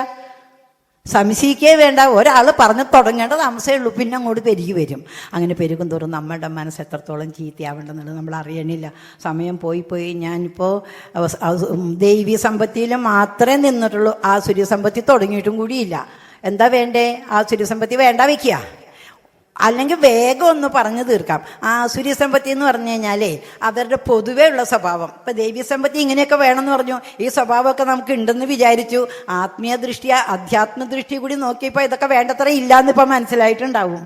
ഇനി ആസുരി സമ്പത്തി എന്താണെന്നുള്ളത് മറ്റേ ഞാൻ കുറേ വിട്ടുകളഞ്ഞു കേട്ടോ, സോറി. എന്താ വെച്ച് കഴിഞ്ഞാൽ എനിക്ക് നേരല്ല. അപ്പോൾ ആസുരി സമ്പത്തിയിൽ നമുക്ക് ഞാൻ പറഞ്ഞുതരാം. ഈ ജയവിജയന്മാർ 3 ജന്മം എടുത്തില്ലേ? ഹിരണ്യാക്ഷൻ ഹിരണ്യകശിപു, രാവണൻ കുംഭകർണൻ, ശിശുപാലൻ ദന്തഭക്തൻ, ഈ 6 അസുരന്മാര്, ദുര്യോധനൻ ഒരുത്തൻ, കംസൻ ഒരുത്തൻ. ഈ 8 പേരുടെ കഥകളും നിങ്ങൾ ഇഷ്ടം പോലെ കേട്ടിട്ടുണ്ടല്ലോ. ഈ സത്രവേദിയിൽ തന്നെ കേട്ടിട്ടുണ്ട്, എവിടെ പോയാലും കേൾക്കാം. അവരുടെ സ്വഭാവം നോക്കിയാൽ മതി, അതാണ് ആസുരി സ്വഭാവം. അവർക്ക് ഏറ്റവും പ്രധാനമായിട്ടുള്ള ദൂഷ്യങ്ങൾ എന്താണെന്ന് വെച്ച് കഴിഞ്ഞാൽ, എനിക്ക് ശരി ആരുമില്ല, ഞാനാണ് ഏറ്റവും നല്ലവൻ, ബാക്കി എല്ലാവരും ചീത്ത. അതുമാത്രമല്ല, പോയി ഹിരണ്യകശിപു പറഞ്ഞു ഭഗവാനേ ഇല്ല, ഞാൻ തന്നെയാണ് ഭഗവാൻ, ഹിരണ്യായ നമാന്ന് പറഞ്ഞാൽ മതി, നാരായണായ നമാന്ന് പറയണ്ടെന്ന്. അത്രത്തോളം എത്തി ഹിരണ്യകശിപു. അപ്പോൾ ഈ ദുഷ്ടന്മാർക്ക് എന്ത് ദുഷ്കർമ്മ ചെയ്യാനും ഒരു മടിയില്ല. രാവണന് ഏത് സ്ത്രീയെ പിടിച്ചുകൊണ്ടുവന്ന് ലങ്കയിൽ കൊണ്ടുപോയി വെക്കാനും യാതൊരു മടിയില്ല. വേദവതിയെ കൊണ്ടുവന്ന് വേദവതി ശപിച്ചു, വേറൊരുത്തെ കൊണ്ടുവന്ന് അവൾ ശപിച്ചു, അവസാനം സീതാദേവിയെ തൊട്ടപ്പോൾ കിട്ടി ഇല്ലേ? അതുപോലെ ഈ ആസുരി സമ്പത്തിൻ്റെ ആൾക്കാരുണ്ടല്ലോ, അവർക്ക് പ്രധാനമായിട്ടുണ്ടാവുന്ന കാമം, ക്രോധം, ലോഭം, മോഹം, മതം, മാത്സര്യം, ദമ്പം, ദർപ്പം, അസൂയ, അഹങ്കാരം, കുശുമ്പ്, കുനിഷ്ട്, പാരവയ്ക്കൽ. അതുണ്ടല്ലോ, അത് അവർക്ക് അത്ര ഉണ്ടായിരുന്നില്ല. നമ്മളാണ് ആ സൂത്രം പഠിച്ചേക്കുന്നത്. അന്നൊന്നും പണ്ടത്തെ കഥകളിലൊന്നും ഈ പാരവയ്ക്കുന്ന സമ്പ്രദായം അത്ര കേൾക്കില്ല. നോക്കി നോക്കൂ, ഇവരുടെ ഒന്നും കഥകളിൽ കാര്യമായിട്ട് പാരവെച്ചതായിട്ട് കേട്ടിട്ടില്ല. ഈ കാലത്ത് എവിടെ നോക്കിയാലും ആദ്യം കാണുന്നത് പാരവയ്ക്കൽ. ഈ പാരവയ്ക്കലിൻ്റെ ദോഷം എന്താണെന്നറിയാമോ? അവിടെ 2 കുറ്റമാണ്. ഒരാളെ എനിക്ക് ഇഷ്ടമില്ല, എടോ തന്നെ എനിക്കിഷ്ടമില്ല കേട്ടോ, ഞാൻ തന്നെ വകയിരുത്തും എന്ന് പറഞ്ഞു. സൗകര്യം പറയുകയും ചെയ്തു, ഉള്ളിലത് തന്നെയാണ്. സൗകര്യം കിട്ടിയപ്പോൾ കൊടുത്താൻ്റെ. അവിടെ ഞാൻ കുറ്റം ചെയ്തിട്ടുണ്ട്, ഒരാളെ പറ്റിയും അങ്ങനെ കുറ്റം വിചാരിക്കരുത്, പറയാനും പാടില്ല, പ്രവർത്തിക്കാനും പാടില്ല. പക്ഷെ ഞാനത് ചെയ്തു. അത് ചെയ്താലും അവിടെ ത്രികരണ ശുദ്ധി എന്ന് പറഞ്ഞ ഒരെണ്ണമുണ്ട്. മനസ്സാ വിചാരിച്ചതും വാക്കാൽ പറഞ്ഞതും പ്രവർത്തിച്ചതും ഒന്ന് തന്നെയാണ്. ആ ത്രികരണ ശുദ്ധിക്ക് ഭഗവാന്റെ കോളത്തിൽ ഒരു മാർക്കുണ്ട്. ആ മാർക്ക് അവിടെ ഇടും. ഈ പാര വെക്കുന്ന ആൾക്കാരുണ്ടല്ലോ, അവരുടെ ഉള്ളിൽ പകയുണ്ട്, വായോണ്ട് എന്താ പറയുക, അയ്യോ പഞ്ചാരേ പുന്നാരേ എന്നൊക്കെ പറയും. പറഞ്ഞിട്ട് പതുക്കെ ഇഞ്ചക്ഷൻ വയ്ക്കും. വേദനിക്കാത്ത തരത്തിൽ ഇഞ്ചക്ഷൻ വെച്ച് ചത്തു മലക്കുമ്പോഴാ അറിയണത് ഇതായിരുന്നു പരിപാടി എന്നുള്ളത്. ഇതിന് 2 ദോഷമുണ്ട്. ഒരു ദോഷം ത്രികരണ ശുദ്ധി ഇല്ലായ്മ, രണ്ടാമത്തെ ദോഷം അയാളെ ഉപദ്രവിച്ചത്. അപ്പൊ ഈ പാര വെക്കാണ്ട് ത്രികരണ ശുദ്ധിയോടുകൂടി ചെയ്തൂടെ? അത് നമുക്ക് ചെയ്യാൻ തോന്നണില്ല. നമ്മൾ വിചാരിക്കണത് മിടുക്കാണെന്ന്. പിന്നെ ആൾക്കാർ പറയും കേട്ടോ, ഇതൊന്നും പറഞ്ഞിട്ട് കാര്യമില്ല മാതാജി, നിങ്ങൾ മുട്ടയടിച്ച് സന്യാസിനിയായിട്ട് ഒരു ആശ്രമത്തിൽ ഇരിക്കണം, നിങ്ങൾക്ക് ഇതൊക്കെ പറയാന്നുള്ളതേ ഉള്ളൂ. പ്രാക്ടീസ് ചെയ്യണമെങ്കിൽ പാര വയ്ക്കുക തന്നെ വേണം, സൂത്രം പറയുക തന്നെ വേണം, നുണ പറയുക തന്നെ വേണം, അല്ലാണ്ട് നടക്കില്ല എന്ന് പറയും. പക്ഷെ ഒരു കാര്യം മാത്രം നമ്മൾ ഓർമ്മിക്കണം, ലോകത്തിൽ മുഴുവനും ഇതെല്ലാം ഉണ്ട്. ഈ പറഞ്ഞ കാമം, ക്രോധം, ലോപം, മോഹം എല്ലാം ഉണ്ട് ഈ ലോകത്തിൽ. അതിൻ്റെ കൂട്ടത്തിൽ തന്നെ ഇതുണ്ട്. ഇതുള്ളപ്പോൾ ഇതൊക്കെ നമ്മളുടെ ഉള്ളിൽ വേണ്ടെന്നാ പറഞ്ഞത്. മറ്റുള്ളവരുടെ ഉള്ളിൽ ഇരുന്നോട്ടെ, നമ്മളുടെ ഉള്ളിൽ അത് വേണ്ട. അതുണ്ടായാൽ നമ്മൾ ആഗ്രഹിക്കുന്ന ശാന്തിയും സമാധാനവും ഈ ജന്മവും കിട്ടില്ല, അടുത്ത ജന്മവും കിട്ടില്ല, 100 ജന്മം എടുത്താലും കിട്ടില്ല എന്നുള്ള കാര്യം തീർച്ചയാണ്. അപ്പോൾ ഇനി നമുക്ക് തീരുമാനിക്കാം ഏത് വഴിയിൽ കൂടി പോകണം. 2 വഴിയും തുറന്നായിരിക്കണത്, വളരെ നല്ല വഴി ഈ വഴി. 2 വഴിയും തുറന്നാണ് ഇരിക്കുന്നത്. പിന്നെ എടുത്ത് ഭഗവത്ഗീതയിൽ 16-ാം അധ്യായത്തിൽ എടുത്തു പറഞ്ഞിരിക്കുന്നത് കാമ ക്രോധശ്ച ലോഭശ്ച ദേഹേ തിഷ്ടന്തി തസ്കരാഹ ജ്ഞാനരത്ന അപഹാരായ തസ്മാ ജാഗ്രത ജാഗ്രത. അതായത് ഇത് എല്ലാ ദുഷ്ട സ്വഭാവങ്ങളിലും വെച്ച് കാമം, ക്രോധം, ലോഭം, ഇത് മൂന്നും നരകദ്വാരത്തിലേക്ക് തെളിച്ചിട്ടേക്കണ വഴിയാണ്. ടാറിട്ട് കീലിട്ട് വെച്ചേക്കണ വഴിയാണ്. ആ വഴിയിൽ കൂടി പോയാൽ നിശ്ചയമായും നിങ്ങൾ വീഴും. കാമം കാമം എന്ന് പറഞ്ഞു കഴിഞ്ഞാൽ ആഗ്രഹം എന്നേ അർത്ഥമുള്ളൂ. ആഗ്രഹം ഏതാഗ്രഹമാണെങ്കിലും അത് നമുക്ക് കോടാലിയാണ് കേട്ടോ. അങ്ങേയറ്റം മോക്ഷം കിട്ടണം എന്നുള്ള ആഗ്രഹം പോലും അത് പോയാൽ മാത്രമേ മോക്ഷം കിട്ടുള്ളൂ. മോക്ഷം കിട്ടണം എന്നുള്ള ആഗ്രഹമുണ്ടെങ്കിൽ മോക്ഷം കിട്ടില്ല. ആ മോക്ഷം കിട്ടണമെന്നുള്ള ആഗ്രഹം പോലും അവസാനം എത്തുമ്പോൾ അതും കൂടി വേണ്ടാന്ന് വെച്ച് കഴിഞ്ഞാൽ അപ്പം കിട്ടും മോക്ഷം. അതുപോലെ തന്നെ ആഗ്രഹിച്ചത് നടന്നില്ലെങ്കിൽ ക്രോധം, ആഗ്രഹിച്ചത് നടന്നാലോ അടുത്ത ആഗ്രഹം ലോഭം. അപ്പൊ ഈ കാമത്തിനുള്ള ബുദ്ധിമുട്ട് അതാണ്. ഇത് നടന്നാലും ഉപദ്രവമാണ്, നടന്നില്ലെങ്കിൽ ഉപദ്രവമാണ്. ഞാനൊന്ന് ആഗ്രഹിച്ചു, അത് കിട്ടിയാലും എനിക്ക് തൃപ്തി പോരാ, അടുത്തതിലേക്ക് പോകും. കിട്ടിയില്ലെങ്കിൽ ക്രോധം, ക്രോധം എന്നാൽ പറഞ്ഞാൽ സർവനാശമായി. അതുകൊണ്ട് കാമം, ക്രോധം, ലോഭം ഇത് മൂന്നിനെയും ത്യജിക്കണം എന്ന് പറഞ്ഞുകൊണ്ടാണ് ആ 16-ാം അധ്യായം ശ്രീകൃഷ്ണ ഭഗവാൻ അവസാനിപ്പിക്കുന്നത്. അപ്പോൾ ആകെ മൊത്തം നോക്കിയാൽ നമ്മളിലുള്ള ആസുരി സമ്പത്തിയും നമ്മളിലുള്ള ദൈവീ സമ്പത്തിയും എന്തെന്ന് നമ്മൾ തിരിച്ചറിയണം. തിരിച്ചറിയണതിന് വേണ്ടിയിട്ട് പഞ്ചേന്ദ്രിയങ്ങളെയും അടയ്ക്കും മിണ്ടാതെ ഉള്ളിലേക്ക് നോക്കിയാൽ കുറേ നാൾ കഴിഞ്ഞാൽ ഓരോന്നോരോന്നായിട്ട് തെളിഞ്ഞു വരും. ഇതെങ്ങനെയാണ് വേണ്ടതെന്ന് അറിയാൻ പാടില്ലെങ്കിൽ ഒരു സദ്ഗുരുവിനെ സമീപിക്കുക. സജ്ജനങ്ങളും ചിലപ്പോൾ സഹായിക്കും. പക്ഷേ നിനക്ക് കുശുപ്പുണ്ട് കേട്ടോ, നിനക്ക് കുറേശ്ശെ പോരുണ്ട് എന്ന് പറഞ്ഞാൽ നമ്മൾ സമ്മതിക്കില്ല. എനിക്കതില്ല എന്ന് പറയും. നമുക്കത് വിശ്വസിക്കാൻ സാധിക്കില്ലേ? അതുകൊണ്ട് നമ്മൾ തന്നെ ഇരുന്ന് നമ്മൾ തന്നെ പഞ്ചേന്ദ്രിയങ്ങളെയും നിയന്ത്രിച്ച് ധ്യാനനിരതരായിട്ടിരുന്നാൽ ഈശ്വരാനുഗ്രഹം കൊണ്ട് നമ്മുടെ ഉള്ളിലുള്ള ആസുരി സമ്പത്തുക്കളെയെല്ലാം നമുക്ക് മനസ്സിലാക്കാൻ സാധിക്കും. മനസ്സിലാക്കി കഴിഞ്ഞാൽ ഓരോന്നോരോന്നായിട്ട് ദൂരെ കളയുക. ഇതിനും സാധിച്ചില്ലെങ്കിൽ വേറെ ഒരു വഴിയുണ്ട് കേട്ടോ. ഈ ആസുരി സമ്പത്ത് നമ്മൾ സമ്മതിക്കില്ല. എനിക്ക് കുശുമ്പുണ്ടെന്ന് പറഞ്ഞാൽ ഞാൻ സമ്മതിക്കില്ല. എനിക്ക് അഹങ്കാരം ഉണ്ടെന്ന് പറഞ്ഞാൽ ഞാൻ സമ്മതിക്കില്ല. അത് ഉണ്ടായിരിക്കും. അതിനൊരു വഴിയുള്ളത്, ഇപ്പോൾ ഒരു പാത്രത്തിൽ ഉപ്പ് വെള്ളം ഉണ്ടെന്ന് വിചാരിക്കൂ. ആ ഉപ്പ് വെള്ളം പാത്രം കമഴ്ത്താൻ പറ്റില്ല. അങ്ങനത്തെ ഒരു പാത്രം നല്ലോണം അവിടെ ഉറപ്പിച്ച് വെച്ചേക്കുന്ന പാത്രമാണെങ്കിൽ അതിൽ ഉപ്പ് വെള്ളത്തിന് കളയാൻ എന്താ മാർഗം? നല്ല വെള്ളം ഒഴിച്ചുകൊണ്ടേ ഇരിക്കുക. കുറേ നല്ല വെള്ളം കുറേ ഒഴിച്ചു കഴിഞ്ഞാൽ ഈ ഉപ്പുവെള്ളമെല്ലാം പോയി അവസാനം എത്തുമ്പോൾ നല്ല വെള്ളം മാത്രമാകും. അതുപോലെ നമ്മളിലുള്ള ദൈവീ സമ്പത്തി, എന്തെങ്കിലും ഒരു ദൈവീ സമ്പത്തി പോലും ഇല്ലാത്ത ആരും ഉണ്ടാവില്ല. നമ്മളിലുള്ള ദൈവീ സമ്പത്തിയെ അതിനെ ഇങ്ങനെ വലുതാക്കി കൊണ്ടുപോയി കഴിഞ്ഞാൽ പതുക്കെ ആസുരി സമ്പത്തികളെല്ലാം തന്നെ പോകും. ഇതാണ് വേറെ ഒരു വഴിയുള്ളത്. താമസം പിടിക്കുന്നു മാത്രമേ ഉള്ളൂ. ഇങ്ങനെ നമ്മളിലുള്ള ആസുരി സമ്പത്തികളെല്ലാം വളരെ വേഗം ഒഴിഞ്ഞു പോകട്ടെ. നമ്മളിലുള്ള ദൈവീ സമ്പത്തികളെല്ലാം വളരെ വേഗം വളർന്നു വരട്ടെ. നമ്മളെല്ലാവരും ആഗ്രഹിക്കുന്ന ശാന്തിയും സമാധാനവും അനായാസേന മരണം വിനാ ദൈന്യേന ജീവിതം എല്ലാവർക്കും ഉണ്ടാകട്ടെ എന്ന് പ്രാർത്ഥിച്ചുകൊണ്ട് എൻ്റെ വന്ധ്യഗുരുക്കന്മാരുടെ പാതാരവിന്ദങ്ങളിൽ ഒരിക്കൽ കൂടി നമസ്കരിച്ചുകൊണ്ട്